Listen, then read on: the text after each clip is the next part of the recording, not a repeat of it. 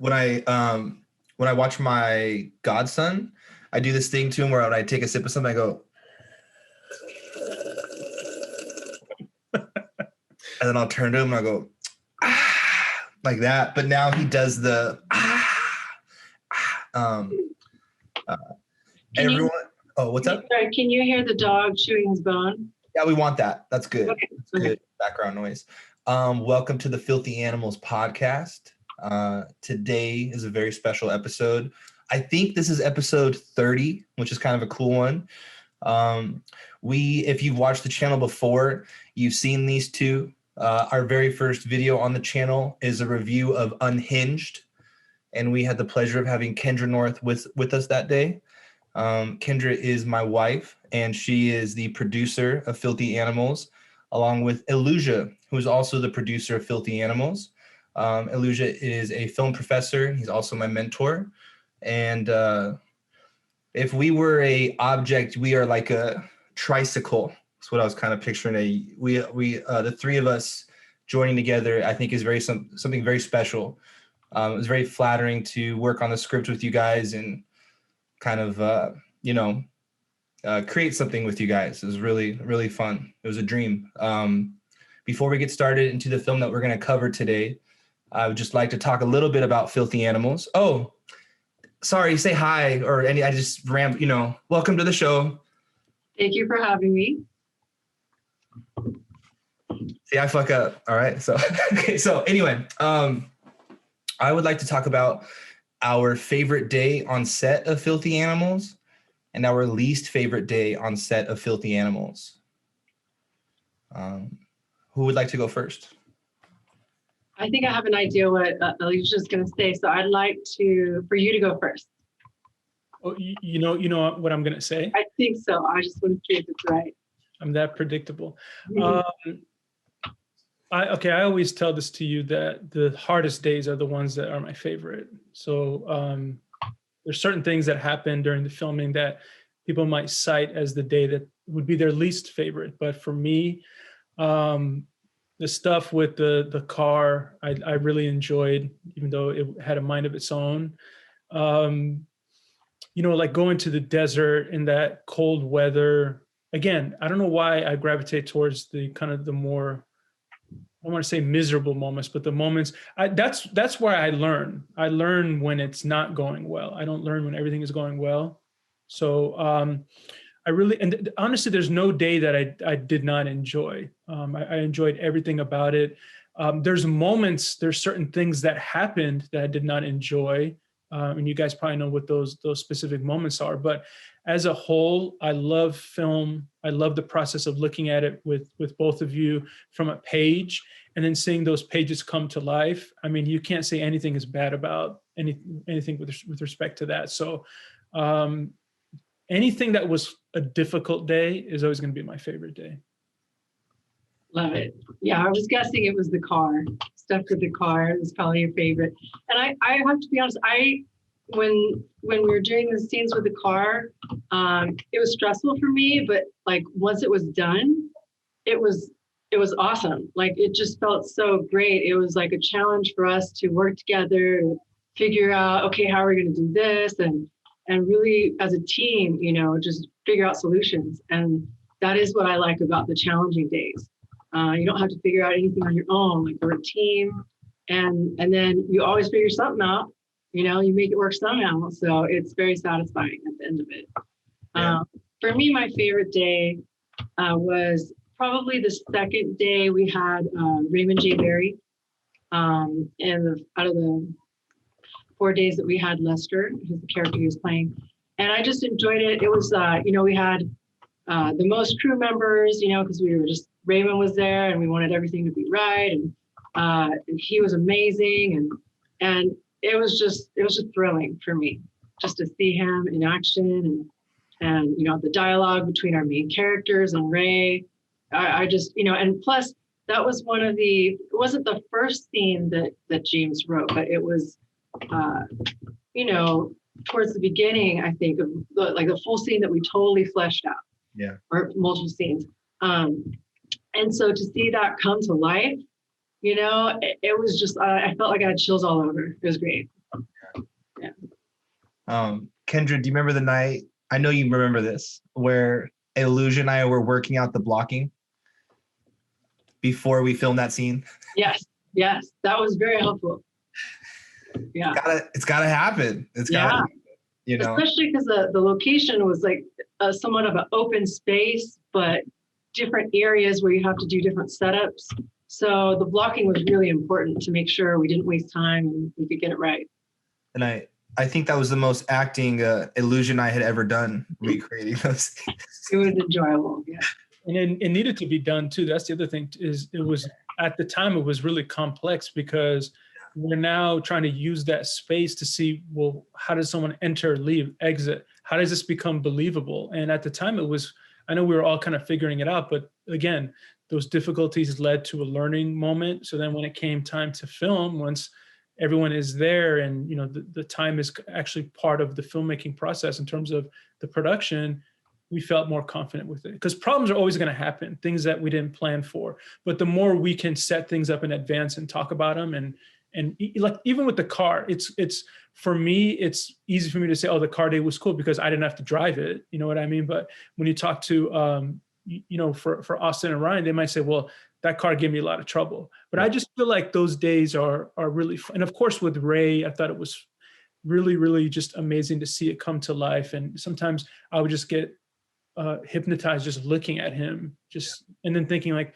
it felt real the way he would deliver the line. So it was crazy, the amount of land that we covered to tell the story. When you talk about where we went from the desert to the San Diego back to here, and you know, I just really appreciated the whole thing. Yeah, when I got to do a Zoom with Miss Almo's class with Nathan, our cinematographer for the film. We got to teach a class for school. I talk as if it's just you guys. We got to teach a class at El Camino, and we did a Zoom, and we showed a clip at the end for the class. And they were like, an indie film, there was like, that's so many locations. They were like, what? Like, there was so many things you just hit us with. It was really cool. It was like, I've never answered these questions yet on the podcast. I've been waiting to do it with you guys. And you guys probably know, or could probably figure out my favorite or least, but my least favorite day was when we had the police, the two officers that questioned Bella. That was the day where it was like a combination of a lot of things, low sleep, not enough rehearsal time with the actors that we casted for these roles. So it was kind of a new situation I had been in. And then Elyusha and I, you know, rushing to get like a dolly, and then I remember you pinched your finger loading it in the car, and I'm like, now we're like running on campus, and you're getting, you know, going through little battle wounds. I just felt like I'm a hot mess, you know. I just felt like a big hot mess that day. And then my favorite day is kind of along with Kendra's is it was really cool, like the day of my birthday, and like the cast and crew are singing me happy birthday, and it was just all kind of like a good timing with Ray. And I know we kind of planned for that, but like it was just like we had built up to that day knowing we were going to have Ray, and how do we make Raymond J. Barry feel like he's on a real set, you know, he's actually involved in like a real film, you know. And I think we pulled it off. I really do. I think we pulled it off. I would even add those days that we filmed during the kind of the quarantine and the lockdown. Those were, I don't know if I want to say fun, because we were all kind of under stress for different reasons, but the fact that we pulled it off, to me, is a great achievement, thanks to both of you, and the health and safety protocols that we implemented, and the safety behind it. For me, that was one of the best learning experiences, because I can talk about that forever now with people, is how many people made a movie during this time, you know, the worst time in the history of mankind, essentially. So, and also just that underwater stuff was really fun to see. James going in and Greg going in, and then, you know, Austin saying, I'll put on the thing and jump in. And I thought that was a good metaphor for the whole film, is everyone just wants to make the best film possible. Yeah. Yeah. I enjoyed actually becoming the COVID compliance officer for those days. You know, I like to be organized, and I had all the paperwork ready, and it just felt good. And the main thing was nobody got sick. So that was a great achievement. Yeah, absolutely. Kendra, could you show us an example of how organized you are? Could you show us just a little bit of your notes for today for The Departed? This is what just show off.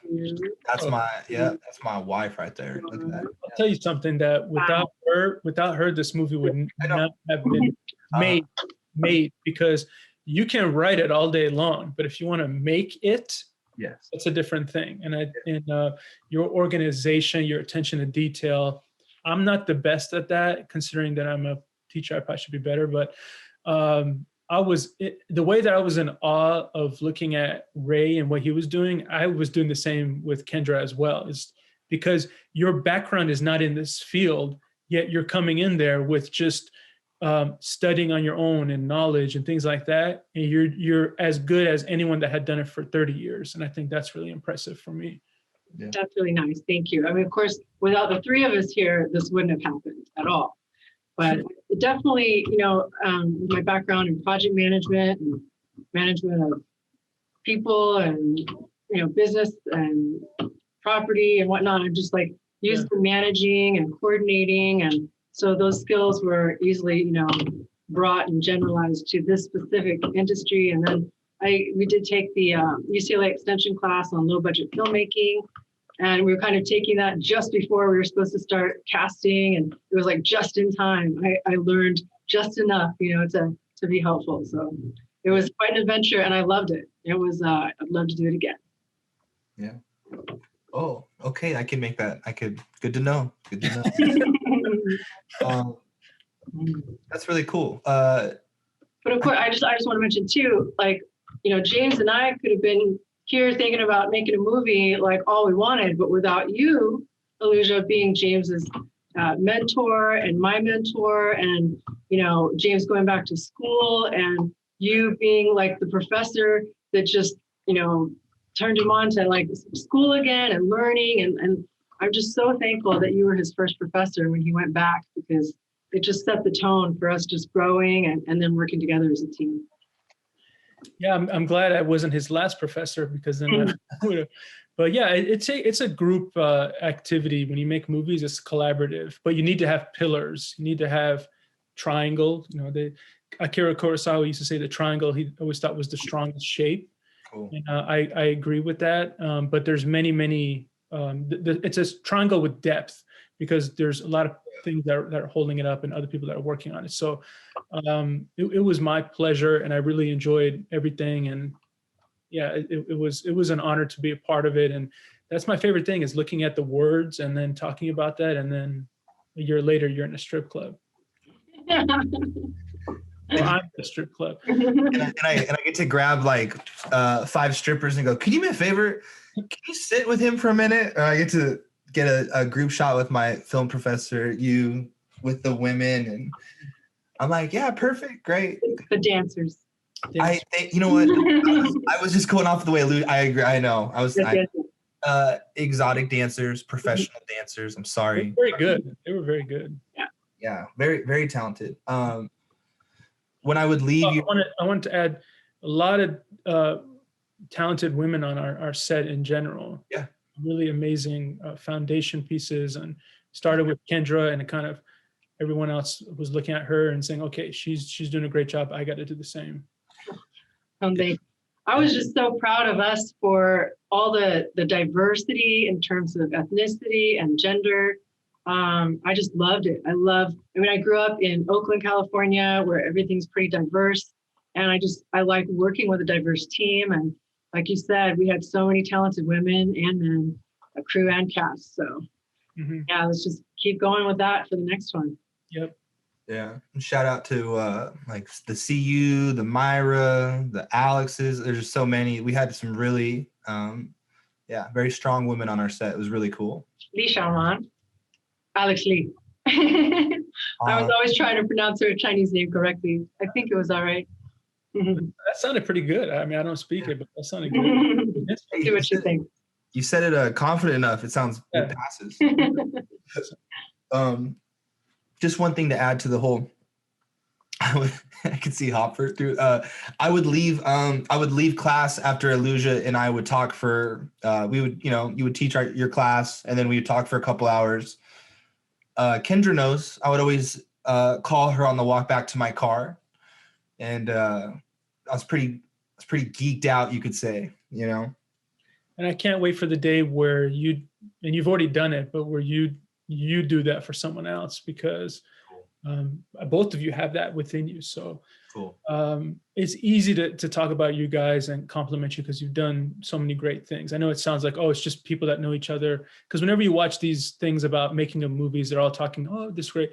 But truly, everything I say is from the bottom of my heart. And I'll give you a little virtual hug since we can't.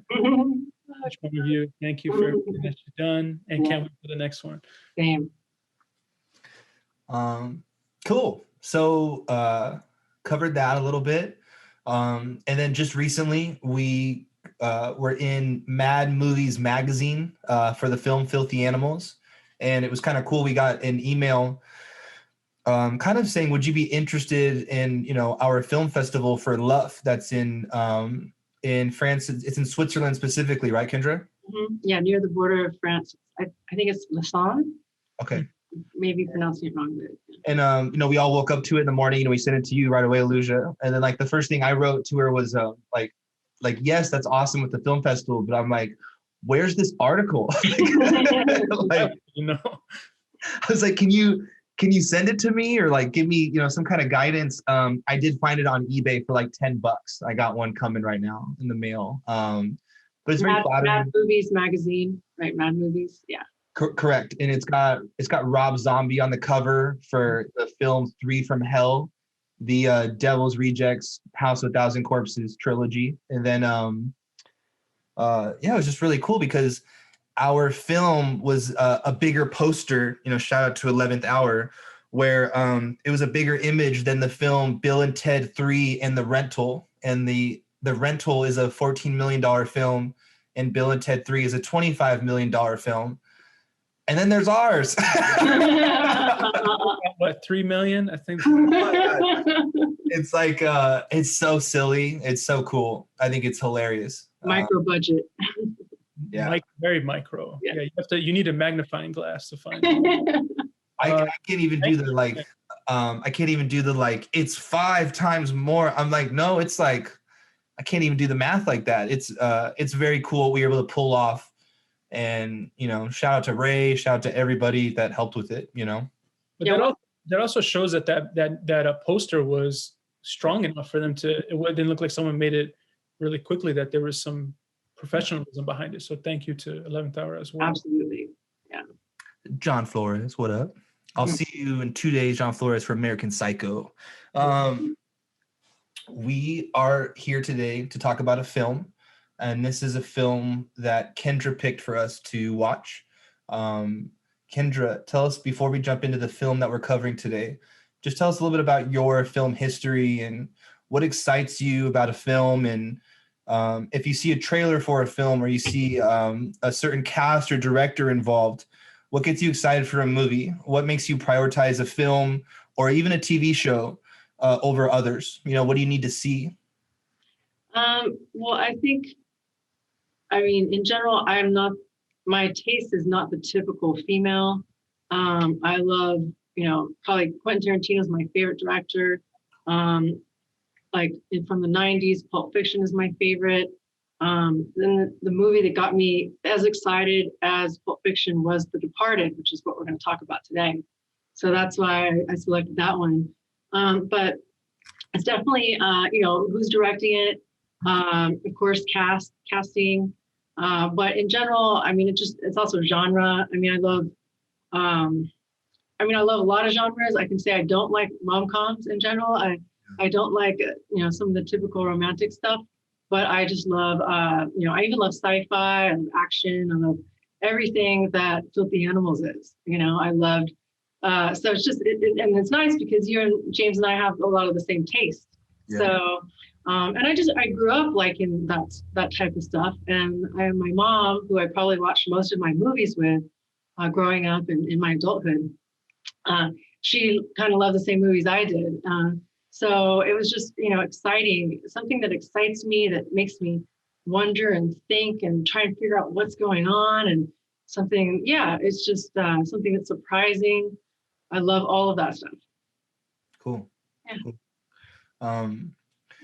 I don't know if I was a chef, if it would feel the same way, where like if I was a chef, I would just kind of cook all the meals, but for instance, like I think because I'm in film or our interests, I feel like I'm picking the stuff like 90% of the time, but you're always down, and you and I do have a similar taste, and it's pretty rare or never where you're like, can we watch this film? And it's like something I'm not interested in also. It's cool. Right. There are some that you watch, and Elyusha, you guys are able to watch a lot of movies I just can't usually sometimes sit through. So some of the older ones, some of the, I love foreign movies. I love, probably things back to the 70s, some 60s, but beyond that, like I remember James watching, something from the 40s and the 30s, and you just have a lot of patience, and some stuff just doesn't hold my attention as well, but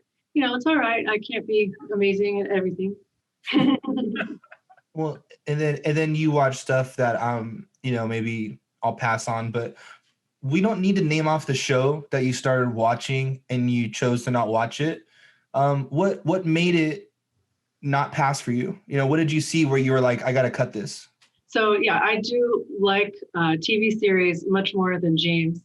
And I enjoy, I'll get to your question in just a second, but yeah. I love the time that's available to develop the characters. And it's really easy for me to just get lost in a series and just know it's very relaxing. Whereas if I'm watching a feature, it's, more of a tighter piece of art that I need to just be there every moment and see every detail. And but I love both. I want both. So back to the series. There's maybe a few weeks ago or a month ago, I was trying a new series, and should I not mention it? I just, maybe it's good. I only watched half the pilot. It's on Amazon Prime. It's Tell Me Your Secrets. And I started watching it, and it's the type of thing where it's like, oh, I'm going to like this. And it really reminded me of Absentia, which is another series. It's in the past few years. But it wasn't as good as Absentia. And for me, the writing wasn't as good. The acting wasn't as good. And like I said, I only watched like half the pilot. So maybe if I gave it more time, but usually I can watch a pilot and like be like, oh gosh, I want to watch more. And it just didn't happen with that. So I ended up switching to Good Girls on Netflix, which I'm sure you guys have not watched. But I got through all 3 seasons and had a great time with those ladies. And I'm looking forward to the 4th season coming up soon. Cool. Yeah. Cool. Do you have anything to add, Elyusha, or are you good? I don't know those shows. I'm bad. Anyone that knows me, James might think he's not great with TV, but whatever he's at, I'm about 100 levels below. Because even some of the stuff that you've seen, I haven't. Breaking Bad, some of these True Detective, some of these kind of monumental shows, I'm still behind on that. But I agree. I appreciate the amount of time you get to spend with the characters, and it goes on for maybe 5-6 seasons. It's like watching 50 movies of a character. So I understand the appeal, and I think I'm in the minority, and probably James as well. I think most people probably gravitate more towards TV and binging and all that than they would. They want to sit down and watch One Night in Miami or something like that. It definitely is more popular, and now that it was last summer, I took another UCLA extension class on story development with Professor Peter Russell, who's a script doctor. And he went through like kind of the basic formulas. And I know that, a movie or a show doesn't have to follow a formula, but the gist of it is where with a movie, it kind of starts with the main character. And by the end of it, it's either like it worked out great or it's a tragedy. And then it's over. But with a TV series, it's like you start with a character and you kind of think, oh, this is going to happen, this is going to happen. And then nope, they didn't change, and so then there's another season to go through that again and hope, oh, are they going to change? And oh, no, they didn't change again. So it's able to continue season after season if it's good, Yeah. my big thing with TV shows, I do kind of think I'm right in the middle where I dedicate more time to films, but if there's a certain show or something I'm interested in, I will seek it out. My big pet peeve with TV shows is the whole let's say they're in season 1 and they're not sure if they're gonna get picked up for season 2, but they kind of know if we only get season 2, we know where we will end it. It's when they get to season 3 and 4 that they bring in a villain that's not the main villain, that's a villain just for this season, because we're not going to wrap everything up yet. And in my head, we saw how hard we worked to put together a story and a structure. Mhm. I think it's not, I think it's a disservice to the project to not know your full intention from the beginning, but I also know there's business as an aspect to it. And so I get it, but I enjoy shows when, like, Breaking Bad went out on top. They wanted to pay them more to give them more seasons, and they said, no, this is where we're going to wrap it. And if you are going to get greedy and want more, then we'll give you stuff like Better Call Saul or El Camino. But we're going to wrap this series with these characters and maybe spend time with side characters in the future, in this universe. And then, okay, I got a question to you guys. What do you think it is psychologically where someone will see that there's a 3.5-hour film of The Irishman and they go, that's too long. That's too long of a movie. But then someone will see there's a 10-episode series of this thing, and then they'll sit in their living room and watch 3 or 4 episodes in a row. Like, I don't think there's anything wrong with it, but what do you think it is about, like, the fact that they're mini and you could choose to kind of come and go whenever you want, but then the feature structured is all, you understand what I'm saying? I'm rambling too much. No, I agree. With a TV series, it's not like this daunting one thing that you need to consume. It's like little bites. I think that it just is, I just think it's just a lot of people prefer that. It's not as big of a commitment. Yeah. And yet, but the way the TV episode is formatted, it has a hook to, like, make you want to watch the next one. Right. And I think that formula keeps it a little bit like addictive in a sense, where feature doesn't have that. You agree, Elyusha? Yeah, definitely. I mean, when you just talk about just the psychology, or even, you use the word addictive right now, I kind of think of it this way. If I watch a 3-hour movie, I've completed one thing. If I watch 3 episodes, I've completed 3 things. So I think it almost goes back to the idea of, like, getting a gold star from your teacher for finishing something. Mm-hmm. That psychologically, I'm completing 3 things where you're completing 1. I think that's where the psychology of it comes in, where they feel like their time is being used for something that, episode 1 is done, 2 is done, 3 is done. I'm finishing. I'm making progress. Whereas a 3-hour film, it's like, even if you get an hour and a half into it, you're still not done. You got to do more. So that's the way I've always thought about it, and I'm always curious about that.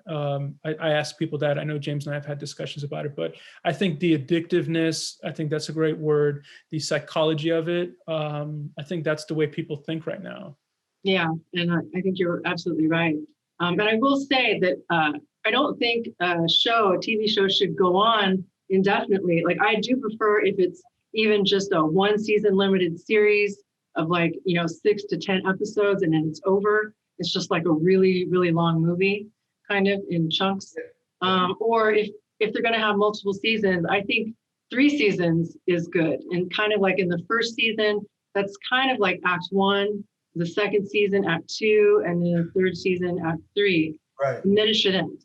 But most of the time, if it's popular, then they want to keep milking it. So it goes on, and then it gets worse. Like I'm a big fan of, like they did this year, the HBO did the Stephen King book, The Outsider. And it's a TV series. So it's like a movie, in my opinion, but it's like structured through 8 episodes or whatever. And you're getting like a feature all spread out. And I think that's appropriate, where where it's going to end. If you think about it, that gives me anxiety, thinking I'm going to dedicate all this time to this show where they don't even know if they're going to be here for another season or if this is it. It's a little trip. And that's interesting about the gold stars, because I think it's more daunting technically to see something that's 10 hours long than something that's 3 hours long. But it's as simple as like mini goals that get you to the big goal. You know, that's a trip. That's a great example. It's hilarious that it's little mini stars. I'm gonna say that to you, Kendra, when you watch your show and it ends. You get it. I get a gold star. You want a gold star? Your episode just ended. I think gold star. That shows you completed something. But one thing I'll say, you know, Kendra mentioned that you prefer maybe 2 or 3 seasons. That was always the British formula for their series. For example, like The Office, the British version, it was 2 seasons, and each season was maybe like 6 episodes, and then they did a special for like a final episode. So it was really like 2 seasons.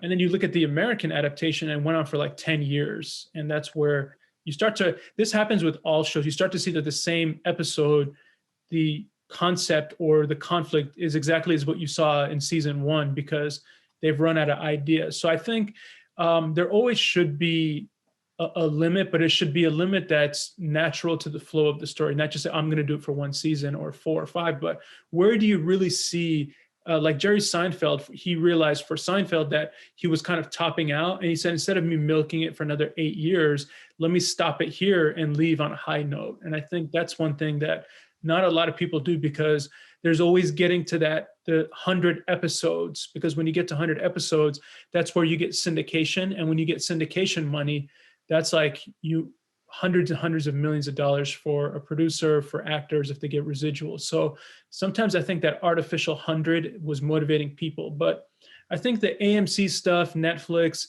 like Breaking Bad and Mad Men and all that, they kind of, I think 5 or 6 is where they realize that we're okay. But then you look at shows like The Walking Dead, and I think it's still going on, right? Should have been, You and I both just went. The first few seasons I enjoyed, but no more.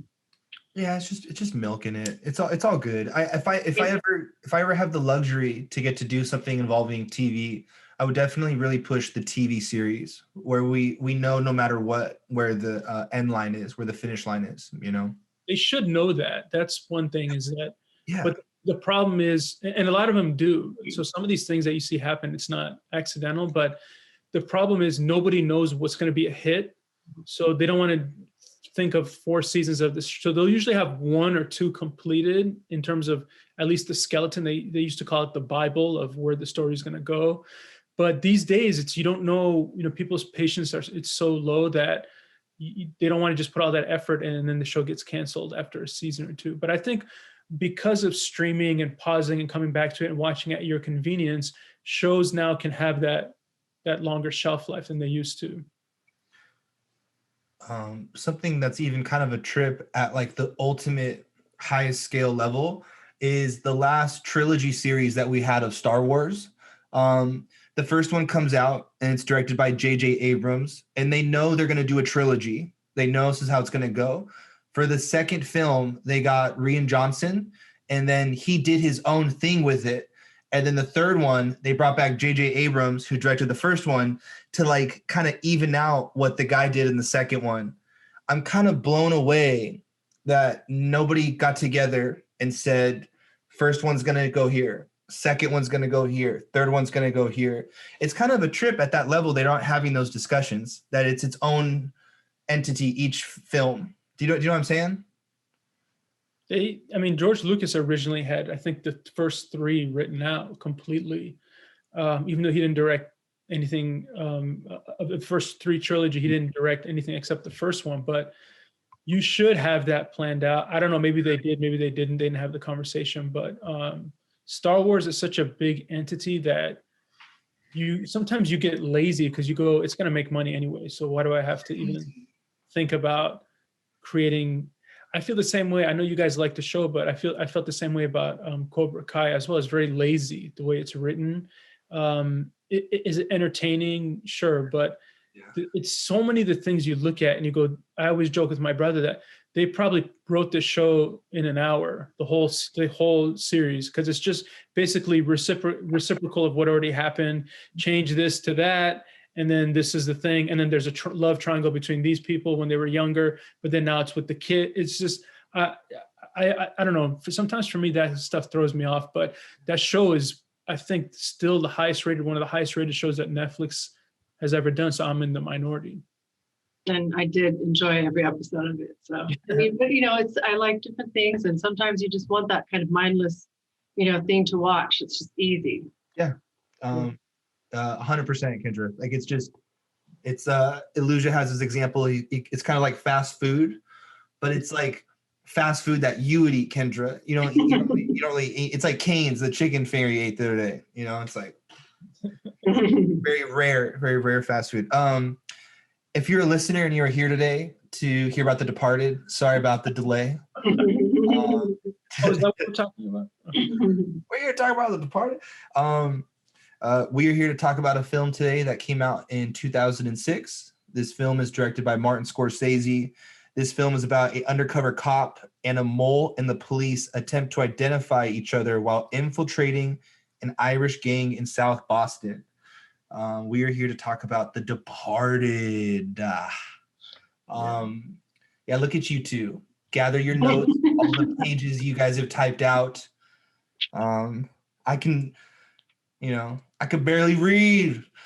I don't have any notes. I don't know what you're talking about. I think this is his Q&A for Ray. His little novel. This is a great film. This is Kendra's choice to do this film. Excellent choice, Kendra. It was a good excuse to revisit this movie, and Elyusha recommended to us the OG version of this film, and we got to check it out, Elyusha. I kind of like to start, let's all go through and just talk about the first time we saw this film and our initial impressions, and then we can kind of recap how we feel about it now later on. What's your favorite film, Kendra? So. All right, ladies first. I saw this in the theater with a friend, and I like to not always learn a lot about a movie before I'm going to see it. So I knew I was probably going to like it just based on the director and the casting. And so I just remember just loving pretty much every moment of it, and just, coming out of the movie feeling exhilarated. And of course it doesn't, the ending, we'll talk about it later. It's not like a happy ending necessarily, but just I don't really remember the whole theater experience. I was just totally into the movie. I'm not sure what other people were doing, but it just had me. And sometimes when movies have me, my hands actually start sweating. I remember like being sweaty and just being like, oh, what's going to happen next? So it was great. Cool. I remember seeing it in theaters as well. And I, just being a fan of movies, I had already seen Infernal Affairs a few years before. So I kind of knew what was going to happen, but then, the ending, it kind of, he adds a different touch to it. Yeah. In terms of the experience watching it, I remember just, again, not to just stick on the ending, but I remember that last 7-8 minutes, people were screaming in the theater, gasping of awesome. What they just didn't, because he kind of goes like boom, boom, boom. It's all in that last period. So, I've always been a fan of Scorsese, so it was cool to see him come back to kind of a contemporary story, because he'd been doing so many things like The Aviator and Gangs of New York, or Age of Innocence, and all these movies that took place either hundreds of years ago or decades ago. It was cool to see him in present day, and I think that's the one thing that stood out to me. And of course, the cast, very, very amazing, talented actors and actresses. And it was awesome just to see Jack Nicholson do something with substance, because he had been, he kind of had already checked out. He was doing Adam Sandler stuff. So it was just cool to see him come back and do something more of a villain role. So I remember that really stood out to me. A little bit of research that I was doing, that was one of the reasons why Jack Nicholson did want to do the movie, is he wanted to play a villain again, and it's been a while. So it's good to see him doing that. That's awesome. My first time around, I saw it in theaters. I saw it with friends. When I look back on it, I just took it for granted in a way. Oh yeah, it's just this all-star cast and Dropkick Murphys, and even to have Mark Wahlberg in the film is just kind of a trip. If you were to put a gun to my head and hit me with a trivia question before we revisited this film. And you told me, what film with Martin Scorsese has Mark Wahlberg in it? And my initial thing would be like, he's never worked with him. There's something weird about that doesn't seem like it would go together. And I think this is a really cool movie. It was really nice to revisit. I think it's pretty neat when you could use a song like Shipping Up to Boston more than once, as if it's like almost an anthem for the film. And it just was a coincidence. But over the past month, when we knew we were going to do this film, I watched the opening 18 minutes, how we get to the opening titles, probably like 4 times, just because I kept trying to watch it and I kept starting it over. It's just so well packaged and put together. I just think it's such a neat film. And then I do count this as, he did other films after this movie, but I kind of count this as Jack Nicholson's last film. Like his, does that sound like a prick or no? I do. His last memorable or one that you loved, or I don't know. Yeah, it's not like Bucket List or something. You know what I mean? It's like, and I do like anger management. I think he's really good in anger management. He throws the plate. I said over easy. And he just holds it. But I thought Jack Nicholson killed it in this film. I thought he was so cool.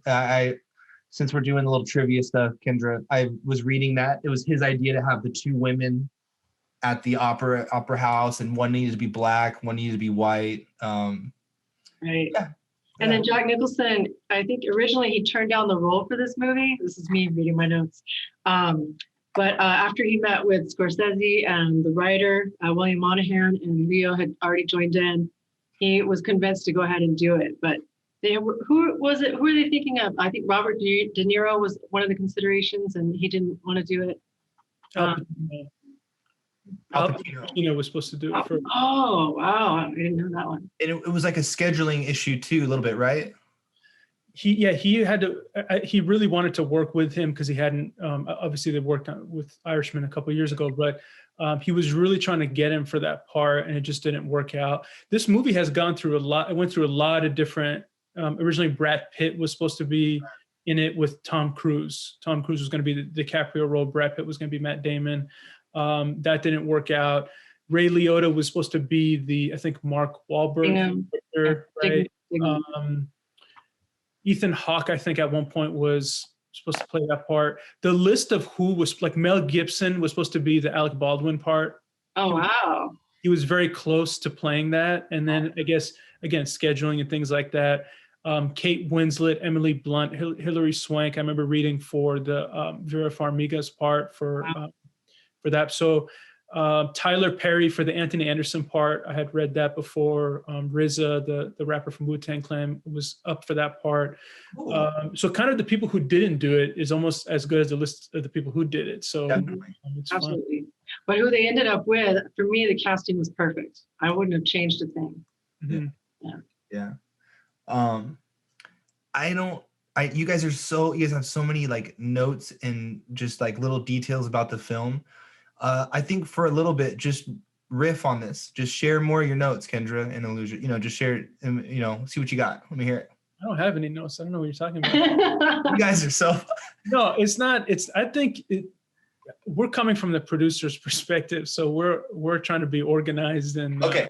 No, but share whatever you want. I mean, let's just talk about it. It doesn't have to be, we don't have to sit here and give trivia. It's just, if something comes up that we've written down, we'll talk about it, but it should be everyone having a discussion and sharing what they think about the film. And I'm glad we all wore green to kind of signify kind of the Irish part of this film. So I think if you combine all our clothes together, maybe it's green, but I have green on my watch, so that's not the closest. But I do remember the Dropkick Murphys song, I think already was known, but I know that this movie made it like this huge song. And I think a lot of UFC fighters use it as their intro song. Oh, yeah. But the soundtrack is just great in general. I remember the trailer used the Van Morrison Comfortably Numb, the Pink Floyd song. I thought it was really, really well done, the way that they used it. But in general, I think there's a lot of great moments in the film. We can all talk about what stood out to us. I know we're going to spend a lot of time on the ending because there's a lot to say with that. But I don't know. I mean, I got something. Yeah, go ahead. It was really, really, really cool watching this film with Ray Winstone after watching Sexy Beast. Mm. Oh yeah. It Yeah. really elevated it for a second viewing for me, and just like taking it in. And he breaks up the fight at the bar, and he just got asked the question again, what are you drinking? Cranberry juice. What are you on your period? It's awesome. He's a legend in it. Yeah, he was great as Mr. French, but his acting is such quality that he was the lead in Sexy Beast. Like you said, I just love that as well. And then going into it, I read that he and Jack Nicholson didn't really get along, I guess. And I was thinking like, oh, Ray would fuck him up. Ray Winstone would, what I mean? I bet he just didn't take any of the ego stuff, Mm. Jack Nicholson has a very specific approach and preparation. He does a lot of improv and things that aren't in the script. And there's a lot of moments in the film where it wasn't in the script and Jack Nicholson just wanted to do his own thing. I think when you get to that point and you've won all these Oscars, you got to find something to get you going. So whether it's bringing the two women and throwing the cocaine in that scene, or when they're watching the adult film and he comes out with like the whatever and dildo. And then I had read too that the scene where he does that funny like the rat face and he's talking. I love that. He didn't tell DiCaprio he was going to bring the gun out in that part. Remember that when he's kind of talking and he goes, oh, oops, and he brings the gun. He asked Scorsese if he can do one take where he does that. So you're getting, and DiCaprio stayed in character, which is good, but you're getting his real reaction to what the hell just happened. So he's going to always throw those things in. So maybe for Ray Winstone, maybe he's more of an actor who prepares for certain things, and that was throwing him off. So, and wasn't I think it's their opening scene they have together when they just like shoot the back of the people by the rocks, and they're like, he fell funny. I think that was improvised, right? Yes, didn't you play an interview? Yeah. I remember that. Do you remember what that was exactly? I know it's been a while since you probably heard it. It was an interview with Ray and referring to what it was. In that interview though, he didn't talk any negative about what it was like to work with Jack Nicholson in that way.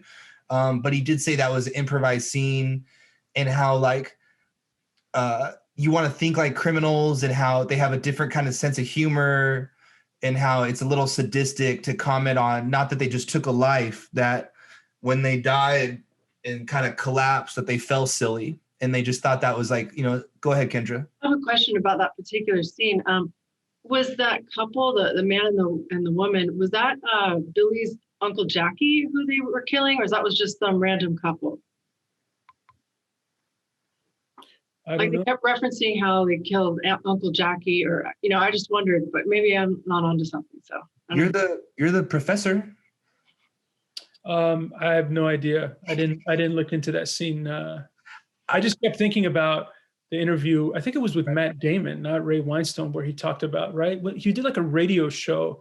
I remember you played me the clip in your house, and I listened to it, and that was another one of his improvisations. But you're right. It could be. I don't know. I've honestly, this was the first time I saw it from beginning to end in a long time. So I didn't get anything from that scene other than just what I saw. Am I sensing, are you more of a fan of Internal Affairs than The Departed on their two films on their own? Infernal Affairs. Stop doing that. And then is Internal Affairs with Richard Gere? Does that have anything to do with these movies? No. Well, Internal Affairs is the department that within police departments that investigates one another for corruption. Right. So in Infernal Affairs, because the actual title of the Chinese translation is The Unceasing Path, which is a reference to the Buddhist kind of first circle of hell, of being stuck in it. It's called Avicii. So they decided to take, instead of internal affairs, make it infernal, because it was about being stuck in that, almost in that realm of hell that the Matt Damon character in that film, played by Andy Lau, gets stuck in. I wouldn't say that I'm necessarily a bigger fan of this or the other. I'm fine with this film. I think this film does things better than that film does. I think that film does things better than this film did. So, I don't have any I mean, I love Scorsese. One thing I did read about him, I don't know, he seems to not really want to talk about this movie a lot. He said he didn't do any press for it. When he won the DGA, he said, this is the first film I've ever done with a plot in it. Right. Yeah. And it just seems like he doesn't, I don't know why. I think it was just, he said it was a tough film for him to make because of what ended up happening. So, and it's ironic that he wins the Oscar for this film of everything that he's made, 15 classic films. This is the one, but you never know how these things work. I mean, they're always trying to give makeup Oscars and things. So to answer your question, no, it's not. This film is fine. I don't have any. It's not as. If I were to rank Scorsese's films, it would not be in the top 5 of my favorite. Maybe like outside of the 10 or right around 10, but it's very, very well done. I just had a lot of problems with some of the dialogue, some of the things that the innuendos or things that they were trying to say, but they weren't. But there's a lot of beautiful moments in this, a lot of metaphors. Obviously, when you watch a Scorsese film, Michael Bauhaus, the cinematographer who we worked with for many of his films, beautiful shots. I love the references to old films in here. There's tons of that. So anyway. I love it. Would you say it's a Last Temptation of Christ reference, the way Jack Nicholson dies, Well, he always injects religion in his film, Catholicism and things like that. Probably. What other references do you see in the film from older films in The Departed? Well, the thing that I love the most is the X references, right? You guys know. I read about that, and so then when I rewatched it, I looked for it, and I forget sometimes, but I couldn't always find it. So if you can point that out next time, that'd be cool. Yeah. Oh, it's so many different parts of the film. It's the scene in the beginning where Jack Nicholson is, he's kind of in the shadows and he's walking, and the camera kind of goes on. It's like a tracking shot, and there's an X that crosses by him. When Leonardo DiCaprio is in the airport, behind him, it's all a bunch of X's. When he's in the movie theater and he's about to exit, when it's kind of that red room, there's an X by his head. And then when Matt Damon is walking down in that alleyway on the truck, there's an X. Even on the, people have cited the Citizens envelope where the X that. If you go back and look at the end of the film before Matt Damon is killed, on the floor of that apartment is all X's, the hallway before he goes to his door. It's definitely all over. And it comes from Howard Hawks' film, Scarface, 1932 film, which I talk about in my class, and I really appreciate it. And the reason he did that X in 1932 was because of problems with censorship, that you couldn't show people being killed. So he would kind of show you do a foreshadow. There's a moment in Howard Hawks' film Scarface where it's reenacting the St. Valentine's Day massacre, which Al Capone had ordered. And you'll see a bunch of X's. There's like 6 X's, and then 6 guys get killed right after that. So I'm sure someone has probably by now put together a montage of it. I'll try to find it, but it's, this time when I watched it, I noticed it more because I was looking for it, but it's definitely around. Those are some things I could remember, those scenes, but there's probably even more. I noticed too, like whenever I have to talk about a film and kind of take notes on it and it's a completely different experience of like what I'm picking up on. It's kind of cool. It's neat. And then another reference, which you asked, another one. Please. Well, there's a bunch, but there's a quick shot of a black and white film that's playing on a TV. You guys remember this moment in the film? It's like a quick, 2-second shot. It's a movie called The Informer, directed by John Ford. And it's about basically the similar concept of an Irish man kind of becoming an informer against one of his friends and having to go kind of undercover and things like that. And that film is from 1935. So it's just like a quick second. You're not going to know it if you don't know it, but, and then there's a ton to Taxi Driver in this film. I shouldn't say a ton, but there's at least 2 or 3 moments that specifically when Matt Damon is in the adult theater, is the same reactions he's giving is kind of what Travis gives when he goes in the beginning of the film. Yeah. To the adult theater. In Goodfellas, there's the character Frenchie as well. I don't know if you remember. Remember when they go to the bar and it's the guy that's excited about the heist that's about to happen? Yeah. His name is Frenchie, and then Ray Winstone's character is Frenchie. So, there's little things sprinkled around. You know how he is. He can't. That's just the way he makes films. Different things that inspire him. Some people have even said, I don't know about this, but the scene where the two actors, I forgot the character names, but they're saying, well, how can you spot a cop? It's when they don't pay attention to you. Some were saying he kind of framed that like Clerks, the two guys kind of standing outside, which I think would be funny because this guy is so much on a different level, but anyway, you see what you want, but I think a lot of them are overt, like Howard Hawks and all that, and some of them are more sprinkled in. Cool. Do you guys have a favorite still from the film? If you were to have a still from the film up on your wall, what would you like to have up on your wall? There's a couple that come to mind, but one that most people probably wouldn't think of, I guess, is this scene where Madeline, the therapist, played by Vera Farmiga, she is in the kitchen of Matt Damon's apartment or flat.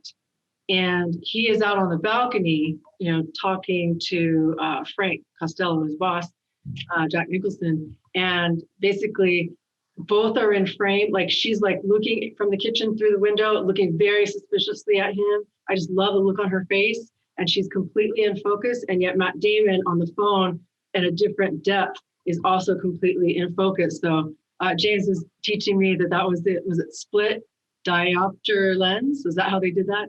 Mm-hmm. Yeah, I don't know why. I just love that scene, that shot. Cool. Yeah. But I also love the shot that you already talked about where Jack Nicholson is laid out in the bulldozer at the end, like Christ with the blood all over. That's just like whenever I think of The Departed, I think of that scene first for some reason. Nice. How about you? James, how about you? You go next. It's definitely involving the Red Room. The dog agrees with you. It's all right, guys. It's all right. I like when Jack Nicholson, he like throws, all the cocaine on the bed. Like, I'm gonna go pull the blinds, make sure. Bronson, no, bud.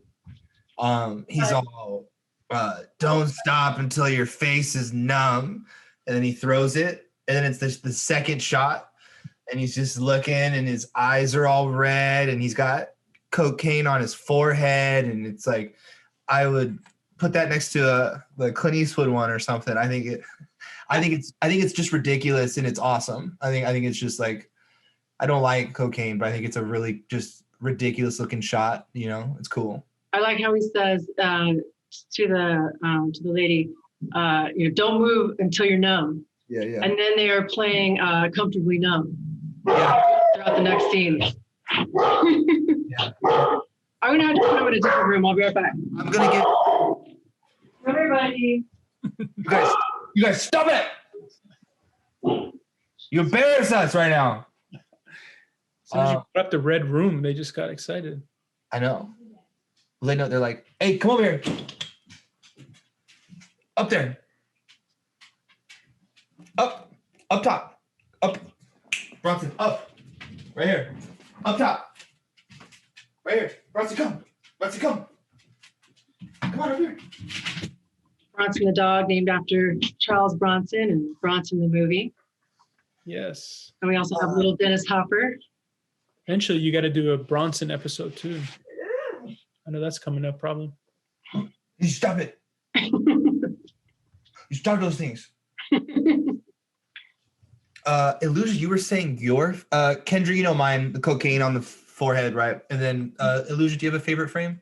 That frame of Jack Nicholson where it's just him and it's red, that one always stood out to me. But also just because what we just talked about, the specifically the shot where Leonardo DiCaprio is coming out of the theater and there's the X. Yeah. I think I just love that because that says a lot about Scorsese in terms of he's cool with kind of modern day, DiCaprio, all the kind of stuff, but he's always going to sprinkle in some kind of reference to a film from like 80, 90 years ago. Yeah. And I just really appreciated that kind of imagery. But there's a lot of really well composed shots and frames in this film. A lot of people had a problem with the last one, from what I remember, but I don't know why. The rat? Yeah, I don't know why people are crazy. What's the devil's advocate argument? What's wrong with that as a last shot? They thought it was too on the nose. Mm. But you're talking about rats the whole movie, and then you have a rat in the Right. last shot. Oh. For me, it was kind of like a Hollywood satisfaction, whereas Infernal Affairs, they didn't have that happen at all. It just ended where the character who would have been Matt Damon, Colin, he basically wins. He's, nobody knows that he was a mole and everyone else is dead. And so he goes on. But in The Departed, they add that whole ending. And I think that was to give us satisfaction, and that's, what typically people in Hollywood like, I think, the Hollywood story. We like that ending satisfaction. Okay, still, Matt Damon got what he deserved. He was the rat. And I liked when they panned up from the body up to the balcony and you see the rat. It was a little bit of a humor.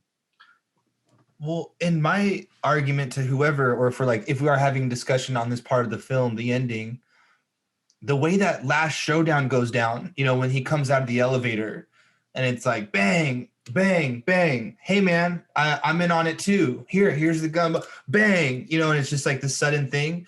I think it's an interesting thing to have that as the last shot, as rats are unstoppable. There's always a rat. There's always going to be someone that's still being sneaky and, kind of plotting. And I just think it just shows that we thought we knew who the rat was, but then there's many moles. And I don't know. I think there's something there to that a little bit more than just the cherry on top, And I also question how, now we're getting to the ending, but I question how Mark Wahlberg's character, Dignam, how did he for sure know that, Matt Damon was the mole? I mean, was it just he was mad that, Matt Damon basically caused the death of Queenan, Martin Sheen? Or did Vera Farmiga's character, Madeline, did she somehow were there instructions on that envelope that Billy gave to Madeline, the therapist? Were the instructions like, give this to Dignam or something? How did he know for sure that he was the mole? They do a quick reference to it at the end where Anthony Anderson's character comes up on the roof and he goes, "Where's Dingham? I told Dingham to come." So I called and told him that, hey, this is the situation. I'm going to get this guy come. And for some reason he wasn't able. And then when he sees what happens, he goes, yeah, that's a confirmation of. So it's like a quick reference to it there, but it's not clear if you're not paying attention. So I can understand why it wouldn't be, because the movie has a lot of these weird moments that plot-wise, it kind of, some things just happen. Even Leonardo DiCaprio and the Vera Farmiga character, I still don't know why they decided to get together all of a sudden. And I don't even know why she was with the Matt Damon character in the first place. Right. He's disrespecting her. Yeah. She brings her pictures over and he's like, no, we don't want to see pictures of you when you're a kid. You don't see pictures of me when I'm a kid. Tossing it, lying to her constantly, and then in terms of the physical connection, there was zero, right? Basically saying, oh, we can talk about it if you want. It happens to a lot of guys. So my question is, why were you even with this person? Because obviously they're not respecting you, and I don't know. I think in general, she wanted to believe it was going to be good. She was giving him the benefit of the doubt. And then when she moves in, he's like, oh no, those personal pictures, childhood pictures, he didn't even want them in the living room, much less look at them, And then when Billy's character, Leo, comes to her place, which I wonder, how did he know where she lived? But when, she goes in there and the first thing he notices is one of her childhood photos on the wall. And I think that endeared him to the therapist, Vera. And then they have sex, which was, I think, the only sex scene officially in the movie. Yeah. Well, Jack Nicholson has something. Well, I know, but you don't actually see kidding. anything. You don't even see anything. Yeah. I'm just having a laugh. I'm just having a laugh. Yeah. I don't know. Like you knew the scene more than me, Kendra. Can you talk about the scene on the golf course with Alec Baldwin talking about? Oh yeah. So I had noticed, of course, that what you just talked about, Elu, where, Vera Farmiga, Madeline's trying to bring it up to Matt Damon. Hey, we can talk about it. And he obviously doesn't want to talk about the fact that he couldn't, perform and have sex with her. And then later, go ahead. Sorry to cut you off. As Lars would say, so your dick don't work? Exactly. And so then later on in the movie, there's a scene where Matt Damon's character is with Alec Baldwin, I think is Ellerby, and he's like hitting balls at the driving range, and he's talking to him, and he's telling, Alec Baldwin's telling Matt Damon, yeah, you're going to be the one investigating and figuring out who this mole is.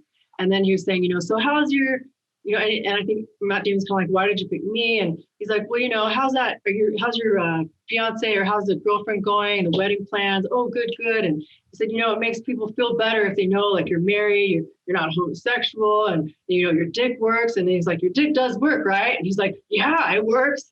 So that made me think at the very end, when she's saying, hey, I'm pregnant, I don't think it was even Matt Damon's baby. I like to think it was Leo's baby, the character of Billy, possibly. That's just something I like to think. I agree, because when she shows him the picture, I'm trying to think of ultrasound photo. Was it a sonogram or whatever they call it? Mm-hmm. He, normally you would go, oh my God, he goes, really? Yeah. Kind of like, scientifically, how did that happen? Because we never.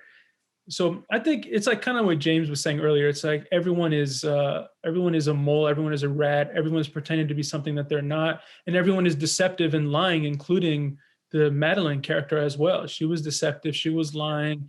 Obviously, everyone in the film was. But there's been this whole thing because the Jack Nicholson character of Frank Costello is loosely based on Whitey Bulger, who was notorious Boston, mafia kingpin.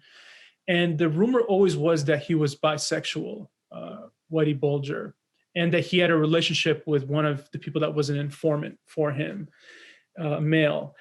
And this is the thing I don't know, is I don't know if they're trying to, there's a lot of moments where you look and you start to think they're trying to say that both Jack Nicholson and Matt Damon maybe had a relationship with each other that was physical, or at least individually, they're both maybe bisexual or something. Yeah. I wrote down a lot of moments where I just thought it's just really funny the way that they try to, it's almost like I was watching a movie from the 1920s and 30s where you had censorship and you couldn't say it.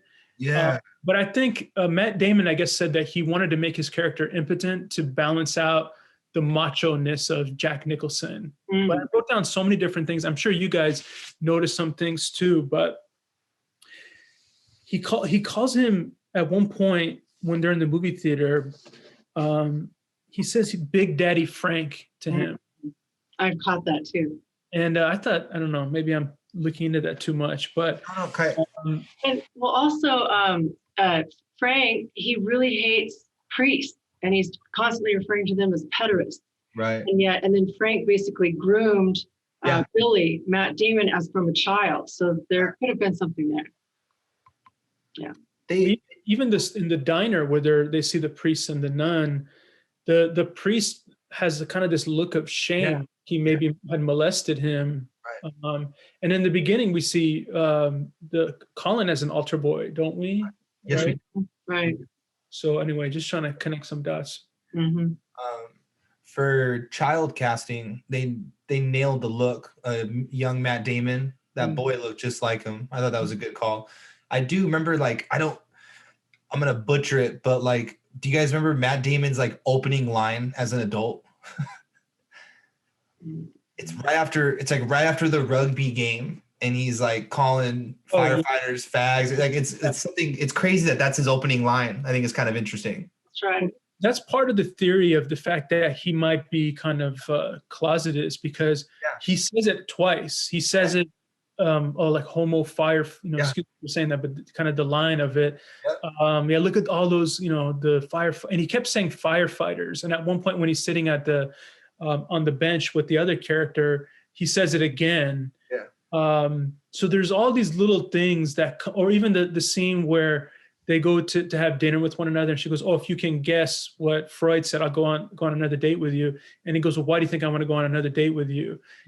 You can interpret that as like, I don't really have an interest in the way that you think. So, and even that scene, if you go back and watch it, that's why sometimes I look at this and I go, it's so funny for Scorsese to do something like this. But when Vera Farmiga's character is talking to Matt Damon and saying, "You want to talk about last night? It's okay."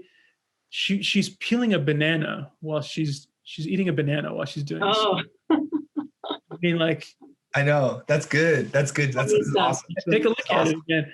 I was, because I rewind, I go, no, he didn't do that. This is not Scorsese. And then, but it's there. I mean, I could be looking into it too much. Maybe that's saying something about me, but yeah. So some of it's like, I don't know what they were trying to do, but there's a little bit of some drops here and there. Even the way that Jack Nicholson touches Matt Damon when he's leaving, the way he kind of like grabs his shoulder a few times. And some people say that he was uncomfortable in the theater when he's watching the kind of the sex scene with the women, where it's kind of like, but I think anyone would maybe be uncomfortable. I mean, I don't know how people get really comfortable, but some people do. Well, then like Jack Nicholson starts pulling like a Pee Wee Herman, and you can hear him making noises. So he's kind of reacting to like, oh, this guy's, beating it. Poor Pee Wee. No, I know. That is the reference. You guys know what I'm talking about when I say it. Exactly. And there's a lot, I mean, Matt Damon continuously calls Frank dad. I know he's faking it when he's calling it, and he calls Ray Winstone mom. He's saying mom, dad. And I don't know if that's like, it's trying to say something there too, but yeah, just some things that, I don't know, maybe people have analyzed this already, but I just thought it was a kind of a weird thing for him to kind of come up to the line, but then not really. But it could also be with the idea of not being able to say who you really are, because a lot of people that might be gay or homosexual or LGBTQ, whatever it is, they're ashamed to come and say it. So they're kind of hiding that life of what they really are, which is one of the themes of the film, is kind of nobody is who they really are. Like one of the lines I think that always stood out to me is at the end when Anthony Anderson's character is coming and he's pointing the gun at DiCaprio goes, "You know who I am. You know who I am." And when you hear that line, you kind of think to yourself, I don't think you even know we don't know who you are at all. So I thought it was kind of ironic that he said that when in fact we probably don't even know who he doesn't know who he is. He keeps saying, "I want my identity back. You want to be a cop? No, I just want to be me again." So I like those things. And I think a lot of that comes from Infernal Affairs, but Scorsese, definitely, William Monahan sprinkled that on. It's always hard for me to watch when they take out Leonardo DiCaprio, but I have a really hard time with the Martin Sheen scene, the way he goes out and the way they do it. That's heavy, man. Like, and that's a really intense point in the film to build up to that. And it was nice to compare to the other film too, and they do the similar. That in that way, it was a little creepier to me, the way he stops the elevator. I think that was a little better in the OG, the original. He puts his hand in the elevator and stops, and then we don't really know what happens. And then he drops on him. But then the delivery in The Departed to have the blood spray is very disturbing. It was very effective. Yeah, I'm so glad you suggested we should watch Infernal Affairs, because there are like so many similarities, and it's just interesting. Like you said, some are better, some are I like better than The Departed. But that particular scene you're talking about, James, where it's Martin Sheen, Queenan getting pushed off the roof. For me, it was just a lot more impactful in The Departed than in Infernal Affairs, because it was a lot more graphic as well. Because he splat, and then the blood splatters onto Leonardo DiCaprio, and it's just shocking. I felt devastated, honestly, at that moment.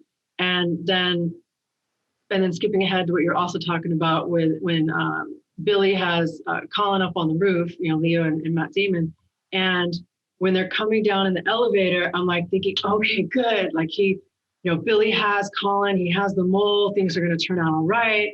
And then the elevator door opens, and Berrigan, I think, Berrigan just shoots him. And I just felt devastated again. And then to really think, oh my gosh, Matt Damon, Colin's going to get away with everything.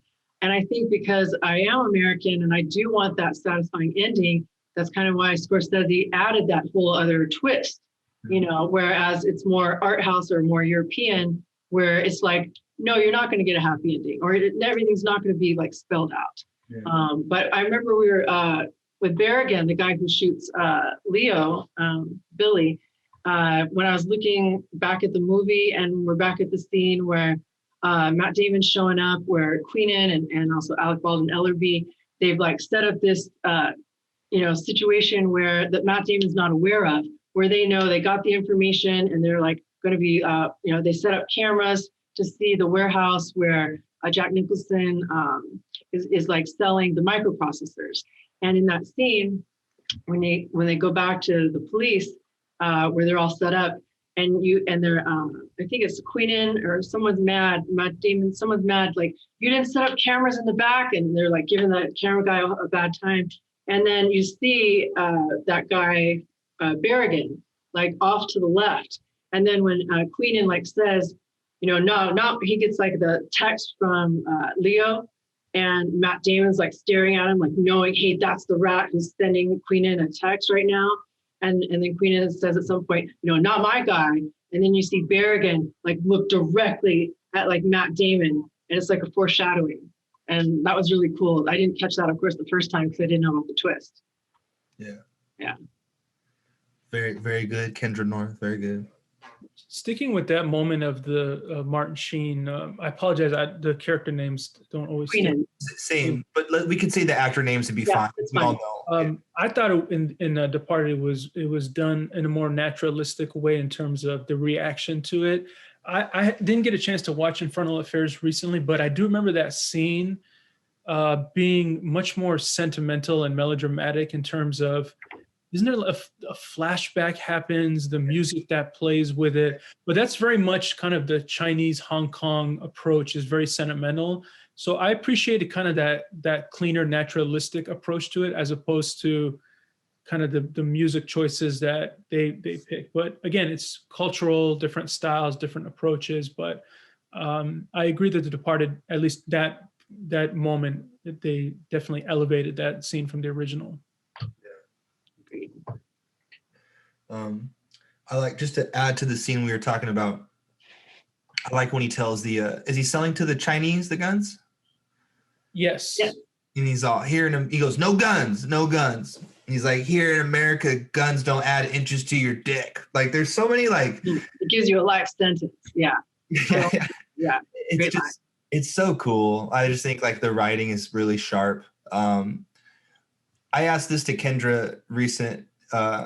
If you were to recast one person in this film just for fun, who would you recast? It's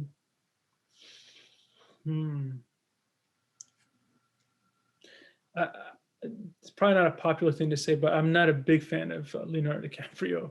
Oh, cool, man. Cool. I have a little issues with I don't know who my replacement would be. And then Kendra had good arguments to it when we brought it up. But like for me, it was Matt Damon that I thought was like. Him too. Yeah. Alec Baldwin, I didn't care for.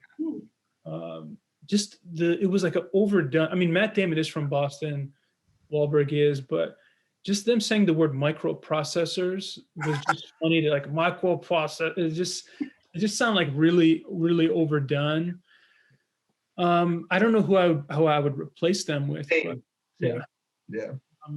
I can tell you one thing, that if I were to look at the list and you told me that Mark Wahlberg was the only one that get nominated for an acting award from this film, I still don't know to this day how that happened, because performance-wise, DiCaprio, it's fine, but Jack Nicholson, how do you not? Yeah.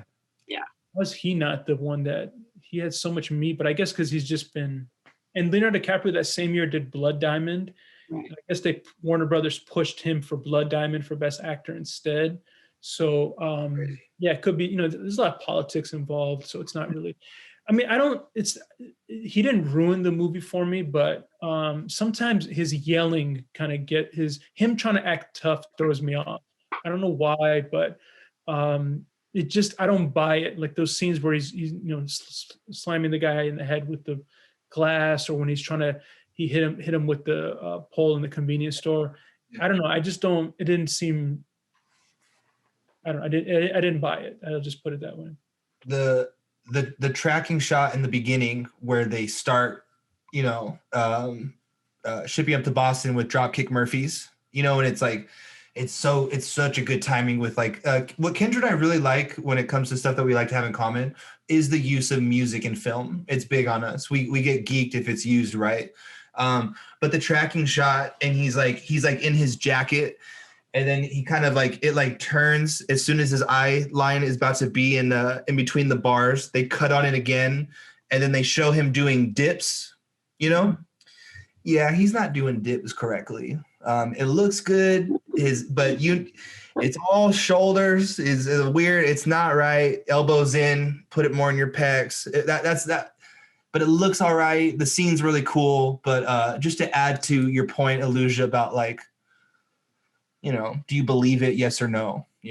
Apparently, he added muscle to be in this film. So if you can tell me where he added it, let me know. Sure. Yeah. Whatever. There's nothing. I mean, I guess before this movie came out, I guess I wasn't the hugest fan of Leonardo DiCaprio, but this movie and then some of the other movies he did later on was The Aviator, and I'm just blanking out. What's the one from 2010? It was amazing. Shutter Island. Yeah, Shutter Island. That's 2010. Yeah. Wolf of Wall Street, like all of those later things that he did since the Departed, I've become a big fan of him. And so yeah, but I think maybe it just started with like that. One of the first things I saw him in was like that. It was like a Shakespeare Romeo and Juliet, like modern day. I just couldn't. That one too. Yeah, but his later stuff, starting with Departed, he grew on me a lot. And I think Matt Damon in this playing Colin, he was like the character you love to hate. Like did a really good job of making you hate him. I think that was great. It's true. It is true. I always liked Leonardo DiCaprio in was it called A Boy's Life? The one with Robert De Niro. This Boy's Life. Thank you. And the whole mustard jar scene, and then Robert De Niro just like kicks the shit out of him in that scene, and then What's Eating Gilbert Grape, I thought was kind of cool. And then I did mess up right now. You're talking about Romeo and Juliet, and then the other one he did is the Man with the Iron Mask. What's it called? The Man with the Iron Mask. Yeah, with the Iron Mask. Yeah. Mm-hmm. Sounds all right. He's good in certain roles. I mean, when he was young, when you talk about What's Eating Gilbert Grape, even Quick and the Dead, I thought he was good in that too. But I think he just became Titanic was such a big thing that it was hard for him to break out of that. But teaming up with Scorsese really helped them together, because it brought him to kind of better films and better characters.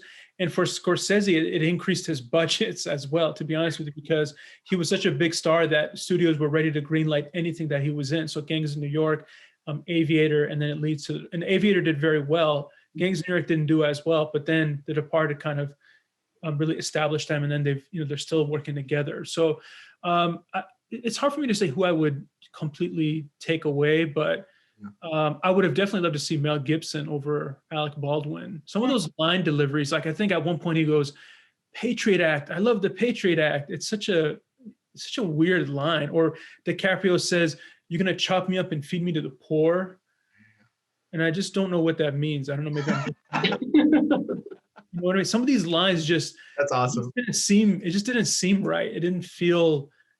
I don't know. Maybe there were some other things going on behind the scenes, but. Yeah, was there? Who did you say, James, that you said Matt Damon you would recast? Okay. And Kendra, what was yours? No one. I liked everybody the way they were. Favorite films. It's your movie. It's your movie. That's right. Why would you recast? Yeah, good point, Kendra. Good point. This is a part of the show where I like to ask. From producers. I'm talking to two producers right now. I'm part of a studio head. I'm debating if I should give you guys $5 million or $50 million for the sequel. Let me hear your pitch for The Departed 2. I'll go first. Well, I mean, I'm not really sure where if there was a sequel, where it would go. I mean, That's what they only do with place I could multiples. the only place I can think of it going is it wouldn't be the same type of movie. Like I love the idea of Vera Farmiga's character, being pregnant and somehow hooking up with Dignam, Mark Wahlberg's character, but then that turns into some romantic drama thing. So I guess rather than a sequel, I would probably just do a remake again, and maybe do it like with either Latino or Black gangs in Los Angeles. It's a different area. Yeah. I stamped the sheet. Go make it. What do you got? Well, the funny thing is, Infernal Affairs, there's 3 of them. So I know you guys just saw the first one, but I didn't know that. the second one is a prequel. So it goes back to when they were younger. The 2 lead actors don't appear in it at all. Okay. And then the third one, it's a sequel, but because the Matt Damon character, Andy Lau's character, stayed alive, it's about him dealing with what happens after. Awesome. And then there's a little bit of some flashbacks with the DiCaprio, the Tony Leone character. So, but the director of this film, of Infernal Affairs, the 2 directors, Andrew Lau and Alan Mak, they come from Hong Kong cinema. And one of the biggest names of Hong Kong action films in history is John Woo. So he's done a bunch of movies, Hard Boiled, A Better Tomorrow, The Killer, etc. So John Woo in 1995, 94 starts to come to Hollywood. He does that one with Jean-Claude Van Damme, I think Hard Target. He does Broken Arrow, which doesn't do really well. But then in 1997, he does a film called Face Off, which is about 2 guys who flip roles, deception, etc. So Alan Mak and Andy Lau see this film, and it inspires them to write Infernal Affairs about 2 guys, different, pretending to be something different. Yeah. So the movie Face Off, actually, the DNA of The Departed comes from that, ironically. So basically, I'm not answering your question because I don't want to make a sequel. So instead, I'm giving you facts about the film. No, but I think the only thing you can really do is, like Kendra said, you can do like a Place Beyond the Pines thing where it's the son next, kid. Yeah. Or you go backwards and you do it when they're young, and you go into kind of like them coming up in the street wars and all that kind of stuff. So they were going to make a sequel at one point. William Monahan had written it, and Scorsese basically said, no, I'm not interested, and kind of fell apart. I don't know. He just seems like he didn't enjoy the experience of making this film for some reason. I don't know why, but it's really weird. So ironic that was his Oscar that he won. Yeah. For Oscar. What's your sequel, James? Let's see. We could do Vera Farmiga raises the kid grows up. We have scenes earlier on where Ray Winestone goes when he says it to Leonardo DiCaprio, he's like, the only reason why I'm cool to you is your grandma was really nice to me as a kid growing up. So like kind of going back to the community, the environment, and how it's kind of going full circle again, and maybe the kid that's raised by Vera Farmiga has a choice to kind of go into the path of police or as a into the gangster life. And then from there, he goes through an arc after his mother is killed, and he's torn between what he does with himself and a little bit of that. And then, at some point, a UFO comes down and then we have a big space shootout. Mm-hmm.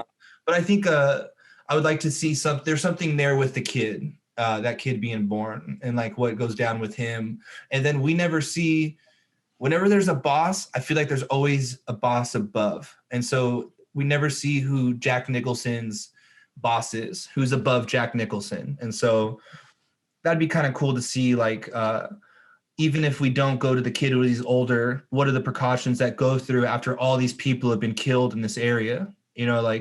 Like Mark Wahlberg's character, he just wants someone to pay for this one thing. Imagine all the people where Ray's character dies and Jack Nicholson's character dies. And I even get a kick out of, like, they thought they caught the rat, but then they realize another one in their gang is the rat, and they find out on the news. And so it kind of lets everything blow over. Like, that's the rat. There's probably nobody else. It's just, I love the layers of it. And like, I could see why it's such an ensemble cast, even more than Irishman or Goodfellas, because it's like the scale is smaller. I feel like getting all these guys in a room together must have been rough. A lot of egos clashing, you know?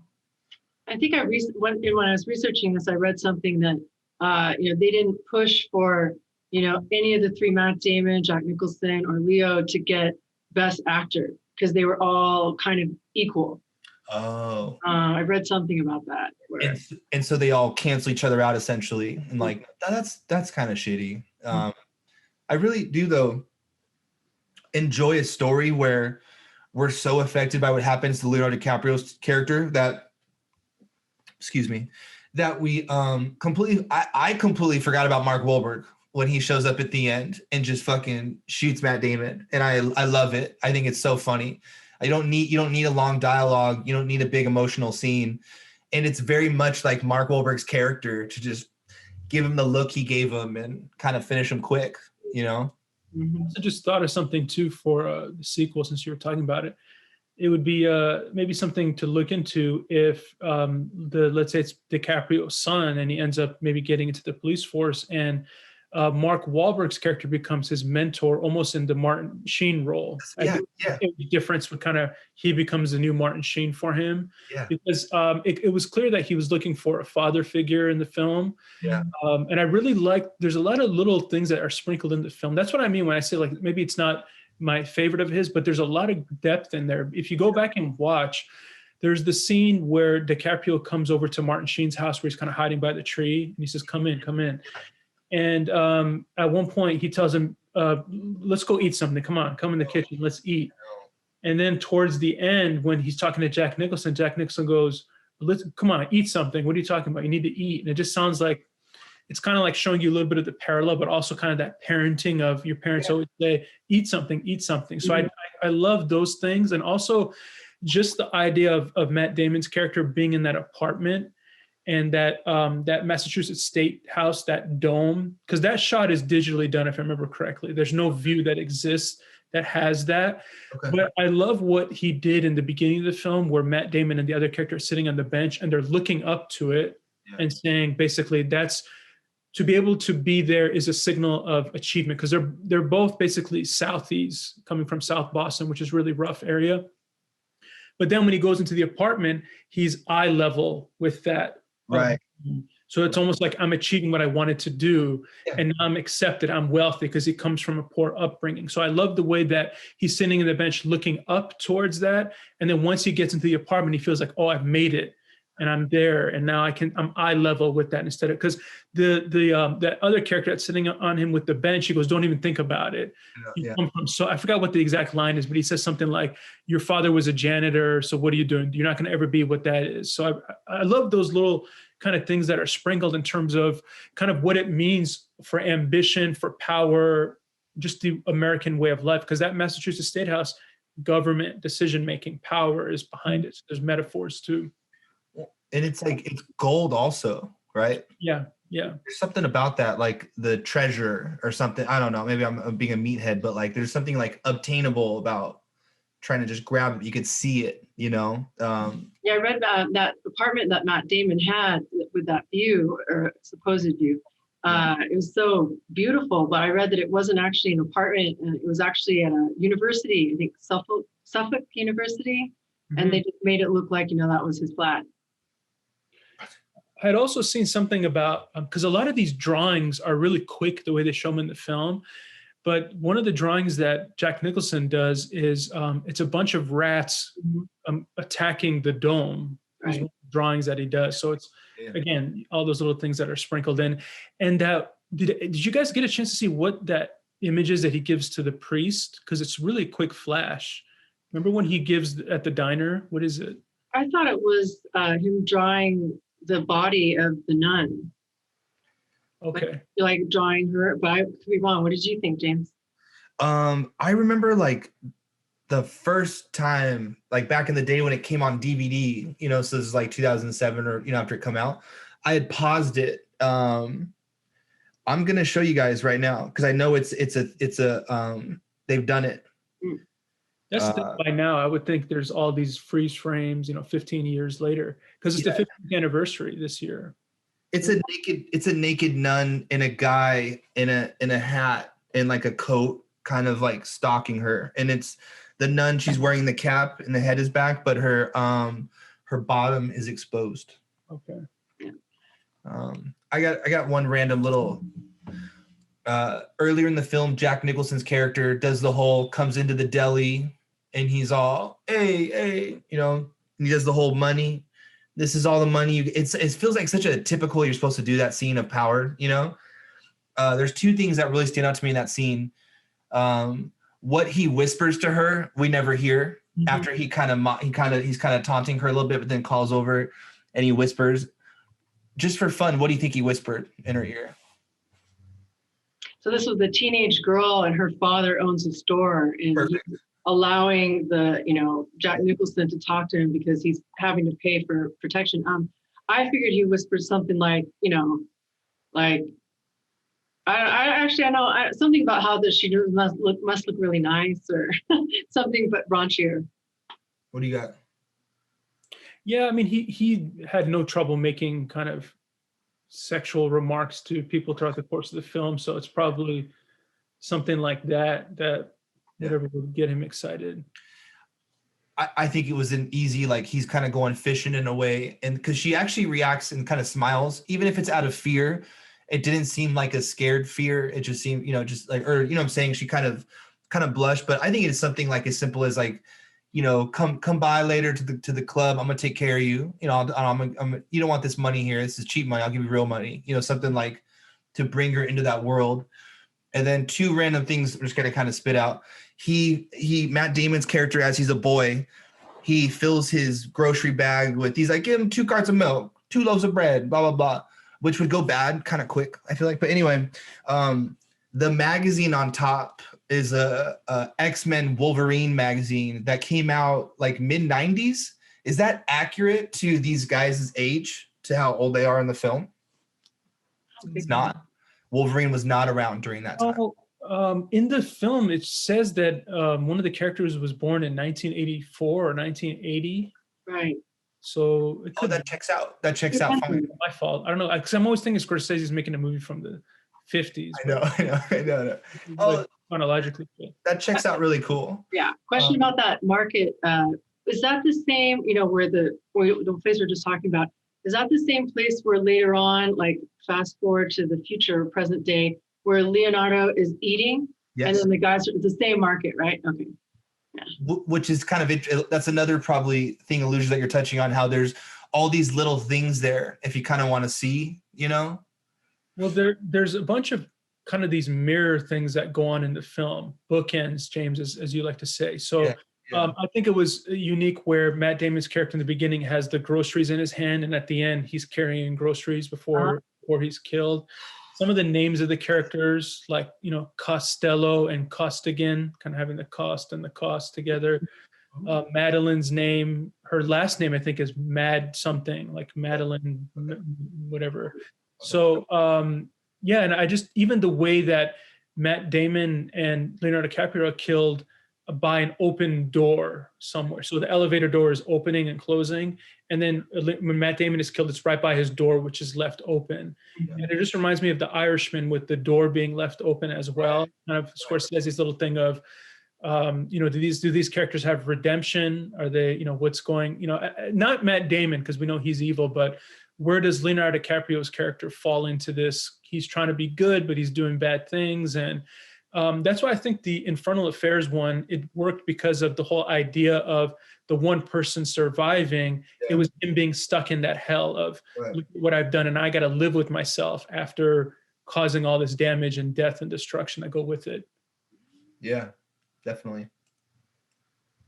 And another reference I just remember to talking about movies, the scene at the end before she looks at or listens to the CD, the shower shots are a reference to Psycho. The shower. I could see that. Yeah. Yeah. Yeah, I love that scene where Vera Farmiga is like listening and she has the headphones on and she's like, and I just love her facial expression. She's one of my favorite actresses. And you know, Matt Damon comes in and he's like kind of smiling and she just like pulls out the plug from the headphones so he can hear it. She's like all like this with her arms folded. I love that. I don't know if couples have this, but that's Kendra and our like crush that we've talked about. She Vera said, Farmiga. yeah. Yeah. She said if we could ever get away with a three-way, it could be her. It could be all right to go. She's good. This was her big breakout film, right? I know she'd done some things like, I remember her in that movie 15 Minutes with, remember that Robert De Niro? I think she played a Russian character there. And she did a couple things before this, but I think this really launched her and did all The Conjuring and everything after. I really liked her in Up in the Air, I think. Yeah. 2009. Mm-hmm. And then Bates Motel TV series, but she's great in that most recently.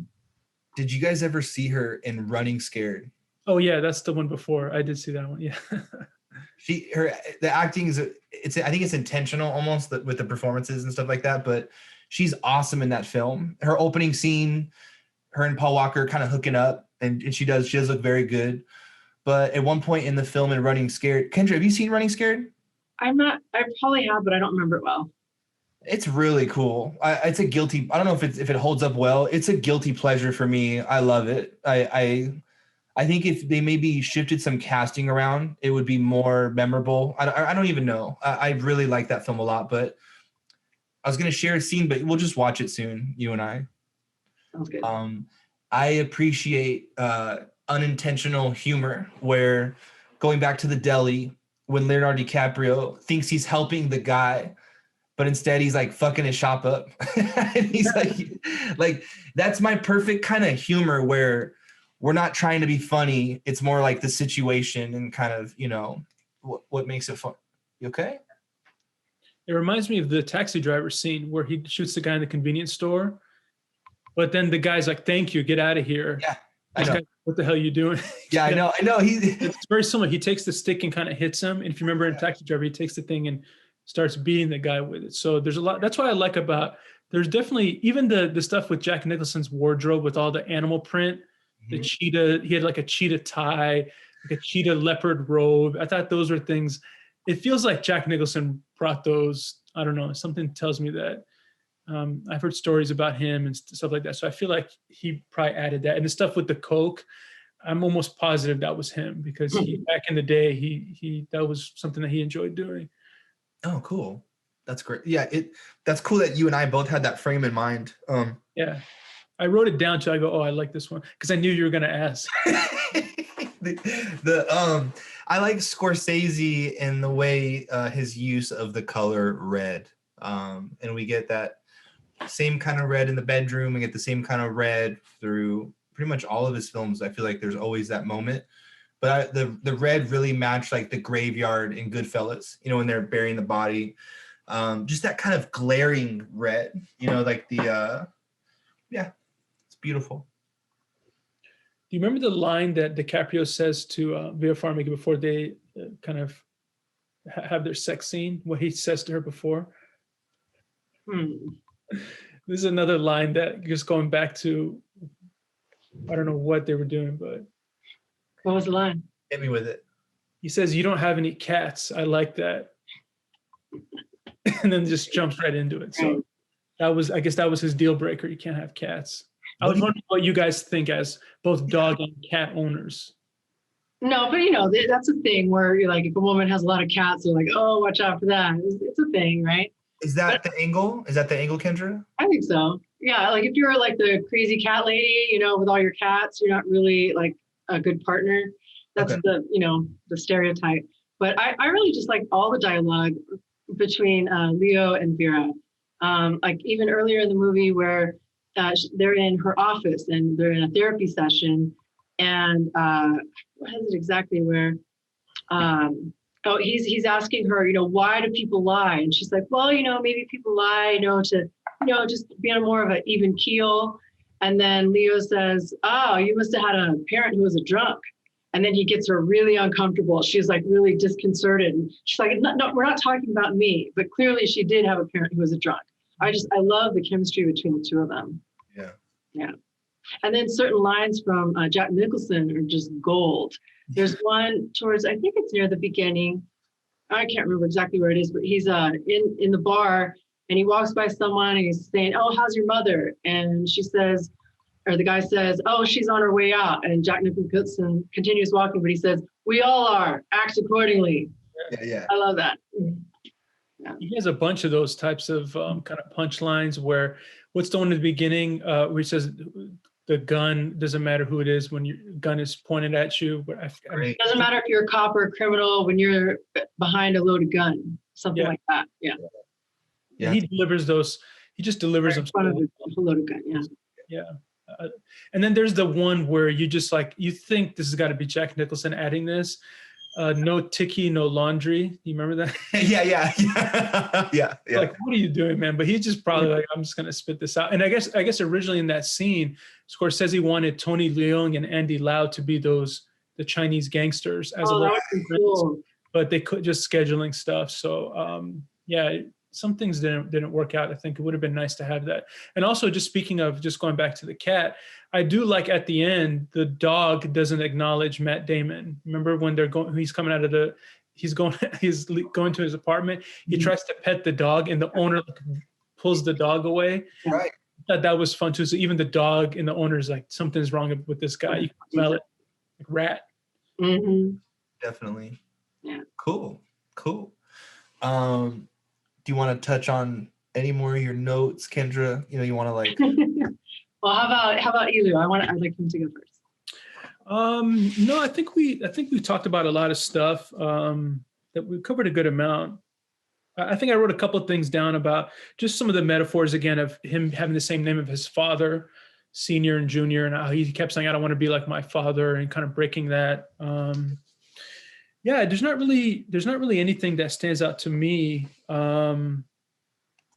I just think just going back to the ending, since maybe we can talk about it a little bit more. I just remember in theaters, when we get to that rooftop scene and all the stuff's happening, obviously very tense because this is the moment that we're all waiting for. And the moment that Leonardo DiCaprio gets shot, the gasp in the audience, I can never forget that people were, because this is the biggest star in the world at the time and you're going to kill him. And I think people were already, what the hell's going on? Then the other guy comes and kills the Anthony Anderson character and everyone's what? And then and then it was just kind of like, and then Mark Wahlberg adds the punchline. So I just remember just that last 8 to 10 minutes was just, people were going nuts and yelling. And I remember even when that rat came on and the last shot, people were it was kind of like this laugh of, oh my God, this is what did we just witness for 2.5 hours? So that ending definitely is a thing that I always remember. And I think it's funny too, because if you remember the beginning of the film, they mentioned that DiCaprio's character has like a 1400 score on the SATs, and he's quoting Hawthorne and things like that. And at the end, I think Matt Damon calls him Einstein in a joking way, when probably he wasn't that far off, that he was a very intelligent guy. So it's kind of funny the way he did it. But the ending, even the framing of both of them being shot is kind of done in a similar way. Matt Damon and Leo, kind of the spacing of the image. But that ending for me, I think was something that in the theater experience really kind of something I take away and remember the most. It was a fun, and I just thought of Catch Me If You Can. It was like a fun cat and mouse kind of game where when Leonardo DiCaprio first leaves the office, when he's dealing with Mark Wahlberg and Martin Sheen, Matt Damon's sitting right there next to get interviewed, and he's like, and they just missed each other. And then in the movie theater, they just missed each other. When he leaves and he's like following him in the street, it made me think of like Seven. The alley where he gets kind of cheap shotted and kind of clobbered. Like every time that scene happens, my head goes to Seven, or there's many different ways this can kind of go about. Jumping subjects. Do you have to say anything, Kendra, before I say this? Are you jumping subjects about The Departed or something else? No. Go do your thing, please. Just another thing. I was just checking out IMDb Pro about this movie, and I was looking at the box office statistics.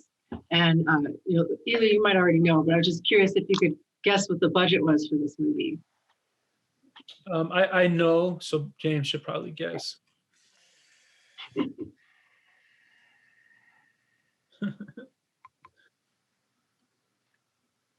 Channel your inner. Can I get three guesses and give me like higher or lower? Yeah, sure. All right.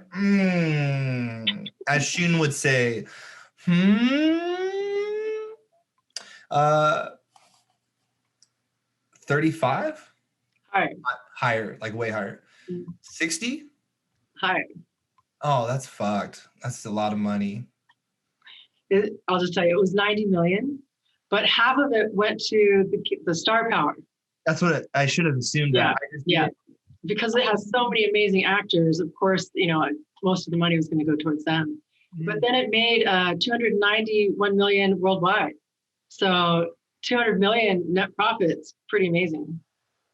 It's awesome. I should have gave you guys more of a budget for your sequel pitches. Sorry about that. Well, sequels sometimes get larger budgets, don't they? They should. They know if the first one did well, they should. Yeah. But this was, I think, his biggest hit up to that point. Crazy. And this movie also just reminded me of Gangs in New York. The relationship between DiCaprio and Daniel Day-Lewis was like DiCaprio and Jack Nicholson. Yeah. Kind of like ruthless gang leader that just vicious. I saw some of those parallels as well. But yeah, when you have all these names in the film, 10 million here, 10 million there, 50 million, it's going to add up really quickly. Do you have anything to say, Kendra? I'm sorry. I'm good. Oh, okay. I like that. Is it funny we're using our names right now? Every time you said my name, James. James. Okay, Kendra and Elyusha. I just really appreciate the discipline of you're in a movie and you're enjoying it, and then you totally forget like this is the setup for your film, and then you're getting your opening titles 18 minutes in like that. I just think that's really awesome, and it was cool to see that they did a similar thing in Judas and the Black Messiah. Not as long, but they like set you up. We're gonna have a rat. He's in this situation. This is the setup for the film. Boom. This is why it's called that. It's funny you bring up that film because when it was pitched, the writers for Judas and the Black Messiah pitched it as The Conformist Meets The Departed. Yeah, that's awesome. Because it's about kind of the infiltration and the double kind of sides and everything like that. So really cool. Very cool. That's awesome. Yeah. So where does this rank for your favorite Scorsese films? Just for each one of you, just out of curiosity. Good question. I'll go last. I'll go first. Third. There's a lot of Scorsese films. The Departed to me is a little better than Mean Streets. It doesn't beat Raging Bull, doesn't beat Goodfellas, doesn't beat Casino. I'm sorry, Kendra, don't be mad at me. I'm just trying to answer the question. Doesn't beat Taxi Driver. It's right there with Gangs of New York. Those two are kind of there. I like it more than Avatar. I don't like it more than Irishman. Avatar. Or what's the one? Oh, the Aviator. Aviator. Thank you, guys. Thank you. I didn't think you did that one. Scorsese Ghost directed that one. I would have loved to see his version. Me too. So it's like in the maybe 7th out of the Scorsese films. I feel like I may be forgetting one, but I really like this film a lot. I really do enjoy this movie, and like I never heard any of the stuff about the little subliminal like homosexual, little innuendos. I wouldn't mind rewatching it just for seeing that, like just that goal, and watching like, oh, maybe there's something there with that line, Yeah. Good. And then look for those X's too. Mm-hmm. Kendra actually, which is so proud of you, Kendra. Kendra, you study this like crazy all week, and she shared that with me last night. It's cool. Yeah, but I wasn't very good at finding them, so I appreciate you pointing out where they were. Yeah. Yeah. How about you? For the Scorsese rank? Mm-hmm. I think the ones that I agree with James. Obviously, I would say Raging Bull, Goodfellas, Taxi Driver, Gangs of New York, Casino. I like a little bit better than this. Shutter Island. Maybe still like a little bit more. I even like Hugo better than this one. The Irishman, obviously, better than this one. I would put this in the Wolf of Wall Street, kind of right on that same level for me.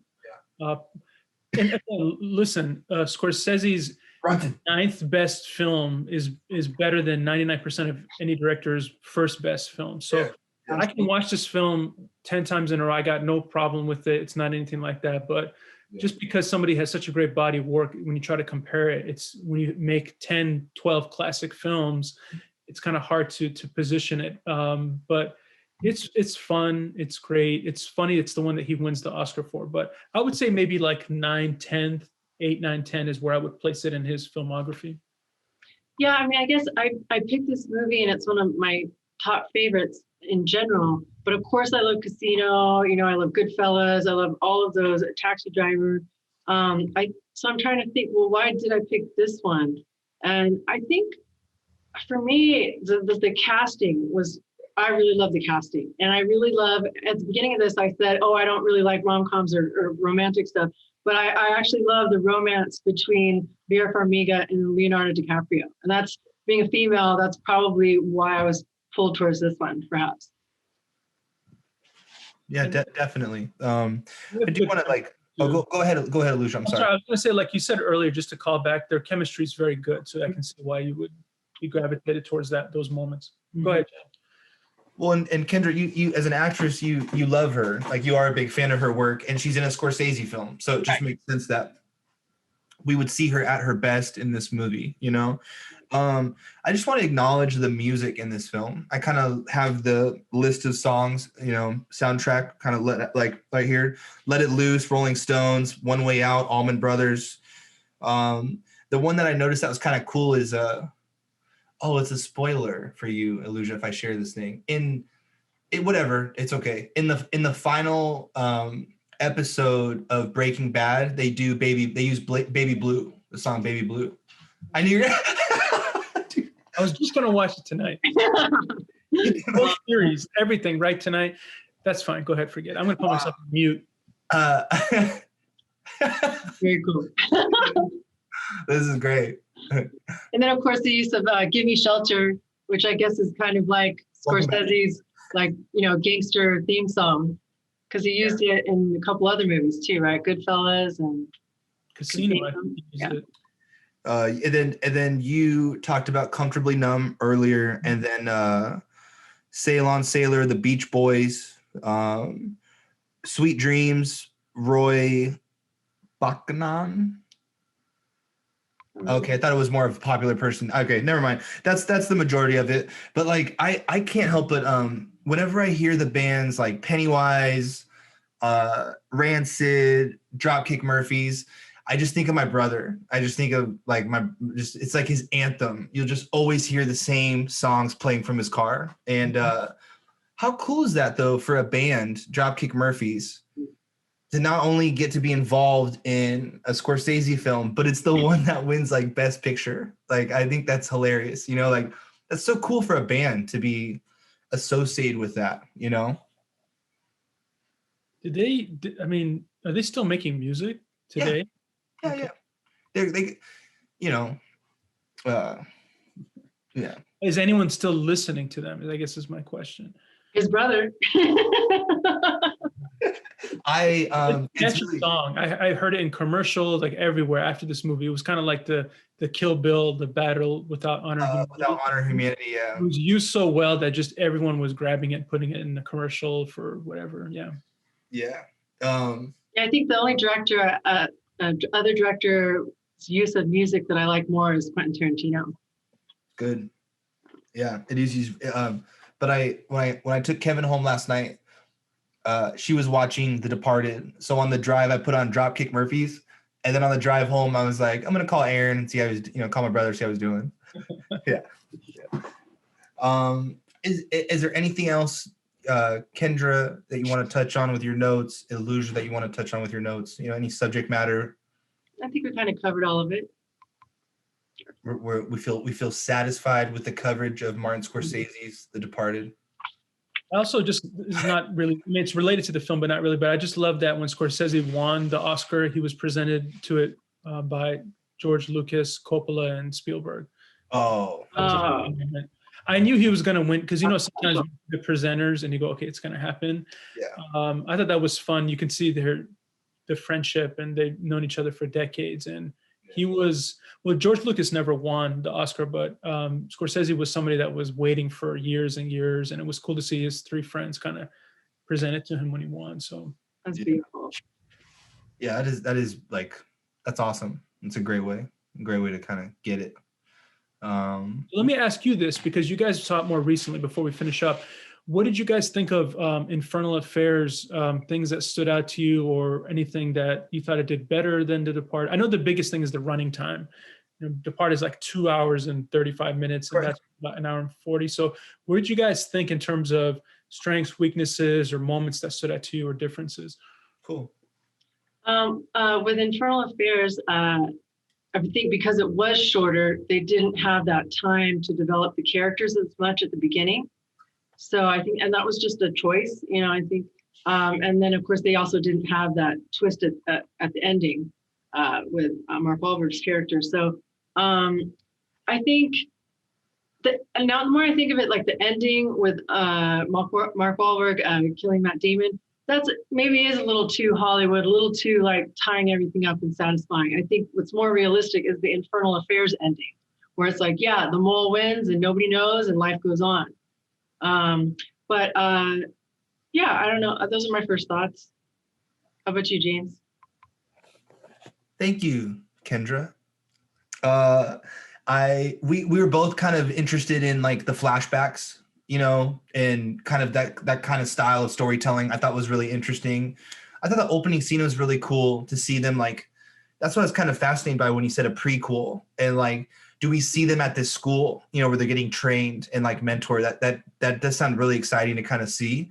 I think the reason why this movie, we kind of covered it at the end and we're kind of realizing it more, is we didn't have the love triangle with the therapist. Mm-hmm. And like, that's where more of your runtime can go, instead of focusing on the mole and the rat and things like that. So when I think about it, go ahead, Kendra. Sorry, and it's the love triangle that probably brought in more females like me. Yeah, perhaps. So exactly. I interrupt. Go on. Well, no, and I like it. I like that happened. I think it's really cool that it's another thing where we could root for Leo. It's just another thing we could do, and no therapist, and the flashbacks were significant. I like that Mark Wahlberg comes back and kills him. I'm very happy with that. As a viewer, I forget what happens to him, because if we don't see Mark Wahlberg in the end, technically we're like, what the fuck happened to Mark Wahlberg? Because he goes out fighting with Matt Damon, he gets kicked out of the office, and then I forgot, but the way you pointed out that they called him and they said that he didn't show up, at least they bring him up, which is kind of cool. But if I was to reflect on the film, if we didn't have that scene, I would go, what the hell? Okay. I think he sees and realizes it in many ways that there's something up with Matt Damon's character. And then Martin Sheen dies, and that's your partner that you're with every day of your life. I think he has no problem killing Matt Damon, and he did it like a professional. He didn't try to make it messy. He had his, I love that his feet were covered, and he had the little covers over his feet. And I love his outfit that he's wearing. It's hilarious. I appreciated the scene. But then going back to your question, Elyusha, the best scene that stood out to me was the way they did the elevator scene, like I talked about, where not the different twist, the way Martin Sheen's character, in the original, I forgot his name, I don't know his name or the character, but the way that the guy slides his hand in, it just, because I knew it was kind of happening, and the way that they film it, they time it really nicely with the way the door's closing. He like really times it last second. Bronson, no. I think that just made it more disturbing for me. Like there, you get the one reference where you know something bad's gonna happen, just like in Judas and the Black Messiah when they kidnap the friend and the friend is like handcuffed to the chair after his injury, and they say, "What happened to our friend? He's dead. How is he dead? He just had a small injury." And we get the flashback, and the one cop is pulling him, but the other cop just gives a smirk, and then it cuts.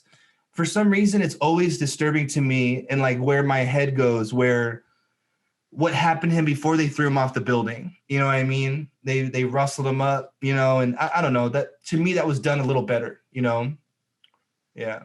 I think because we both saw The Departed before we saw Infernal Affairs, and we were kind of talking about it. So maybe it's like the first movie that you see, you prefer that one. And I know, Elu, you saw Infernal Affairs first, so I'm curious what your perspective is. I think I said in the beginning that they both do things well. There's some weaknesses. I think the little bit over melodramatic approach for Infernal Affairs for certain moments didn't quite stick for me. But I really love Andy Lau and Tony Leung. They're like the Matt Damon and DiCaprio of Hong Kong cinema and Chinese cinema in terms of, I mean, James, you might recognize them from other films, especially Wong Kar-wai films Tony Leung has done. And Andy Lau, he was in House of Flying Daggers. He was in a What Women Want remake that was done in China, which was really funny. But I appreciate the efficiency of Infernal Affairs, kind of that hour 40-minute, really kind of just getting into it. You don't really have the love story the way that we do. It's basically two different women in Infernal Affairs, and then they've composited it into one for The Departed. I just think, Scorsese is one of the greatest filmmakers of all time. So if you're going to have a remake be done by anyone, I'm glad that it was him that kind of took on that kind of bringing something new. So remakes, this is always the problem. I talk about this with The Upside and The Untouchables. If you remake the film exactly the same, people go, well, why you just remade the same thing? And if you change too much, they go, you changed too much of it. So it's kind of a lose-lose situation. But I think Scorsese brought enough musically, casting-wise, the setting, the framing, the visuals, that you can enjoy both. And that you don't necessarily have to pick and say, well, this is better. They both are great. And I'm glad you guys got a chance to see both. And now you can kind of see the influences from each other as well. And even Face Off as kind of that wild card that connects both the films. Yeah, Hollywood, Hong Kong, Hollywood. No, that's awesome. And that was a good recommendation to check out Infernal Affairs. In my head, before you brought up the Upside and The Untouchables, I was going to say the only time that doesn't work is even if you watch The Upside first, you're going to like The Untouchables more. I don't care who you are. Like, Anyway, I couldn't think of any other films that do that where they give us the opening title so late into the film. Do any come up for you at the top of your head, Elyusha? Well, Pieces of a Woman did it. Right. They did it like, what was it, 30 minutes into the film? After we get through, because it makes sense. I like when it's used for, it's appropriate. It's the setup of that's why it's called this in a way, right? It's been done a few times. Yeah. In The Black Messiah, you mentioned it. It's a cool technique. I like it. I think, didn't Irishman do it a little bit kind of further into the film too? It's one of those things I have to keep an eye out for. Like it was just because over the past month, with Kendra's pick and watching Judas and the Black Messiah, I definitely like it when it's used this way though. Or I'm watching 2018 Suspiria right now, and we get like all of the opening titles normal. It's beautiful the way it comes across. When it finishes and wraps, the girl is walking down to the train station, but in one of the bus stops in the sign, it says Suspiria and not the location. And I just like when it's just flows, it sits nice with me. I'll give you one more example. I like the way that they did it. It's not like 30 minutes in, but A Star is Born, where it's after all the intro, and then she gets fired from the job and she starts singing and walking up the alley. Cool. And it comes in big red. It says A Star is Born. Cool. It's like 7-8 minutes in. That's but cool. I love the way they used it there too. Yeah. I dig it. I can dig that. Can you dig it? Yeah. Yeah. Very, can you dig it? Right. When you watch the intro, Elyusha, I think you're gonna dig it. We add like you'll hear it. It's like a new Elvis song, and it's showing clips of Ray. But every once in a while, you'll hear "Wrong kid died." Wrong kid died. It's Yeah, fun. watch it definitely. Well, thank you guys. Thank you for your time today, and thank you for everything that you've done for me. Obviously, my wife is done a little more, but I just mean from this is film related to this. I really appreciate you guys. Thank you. We appreciate you as well. Mm-hmm. All the things that we say, it's not possible without it coming from your mind first. So we needed a starting point. Yeah. This one right here. Yep. This was really fun though, Kendra. Good pick. Really good pick. Yeah. Thank you. Thanks, guys. And as usual, when I cover film with Elyusha, we covered the shit out of this one. Sorry. Hey, she was right there with me with the trivia and stuff. So this is the first time I felt like, I had somebody that was supporting me as opposed to bringing me down like James normally does. This is the first time I have, you are the only two people that have been on the podcast that show up with typed notes, and I have you guys together. So this is why we get what we get, which is awesome. I don't have notes. I don't know what you're talking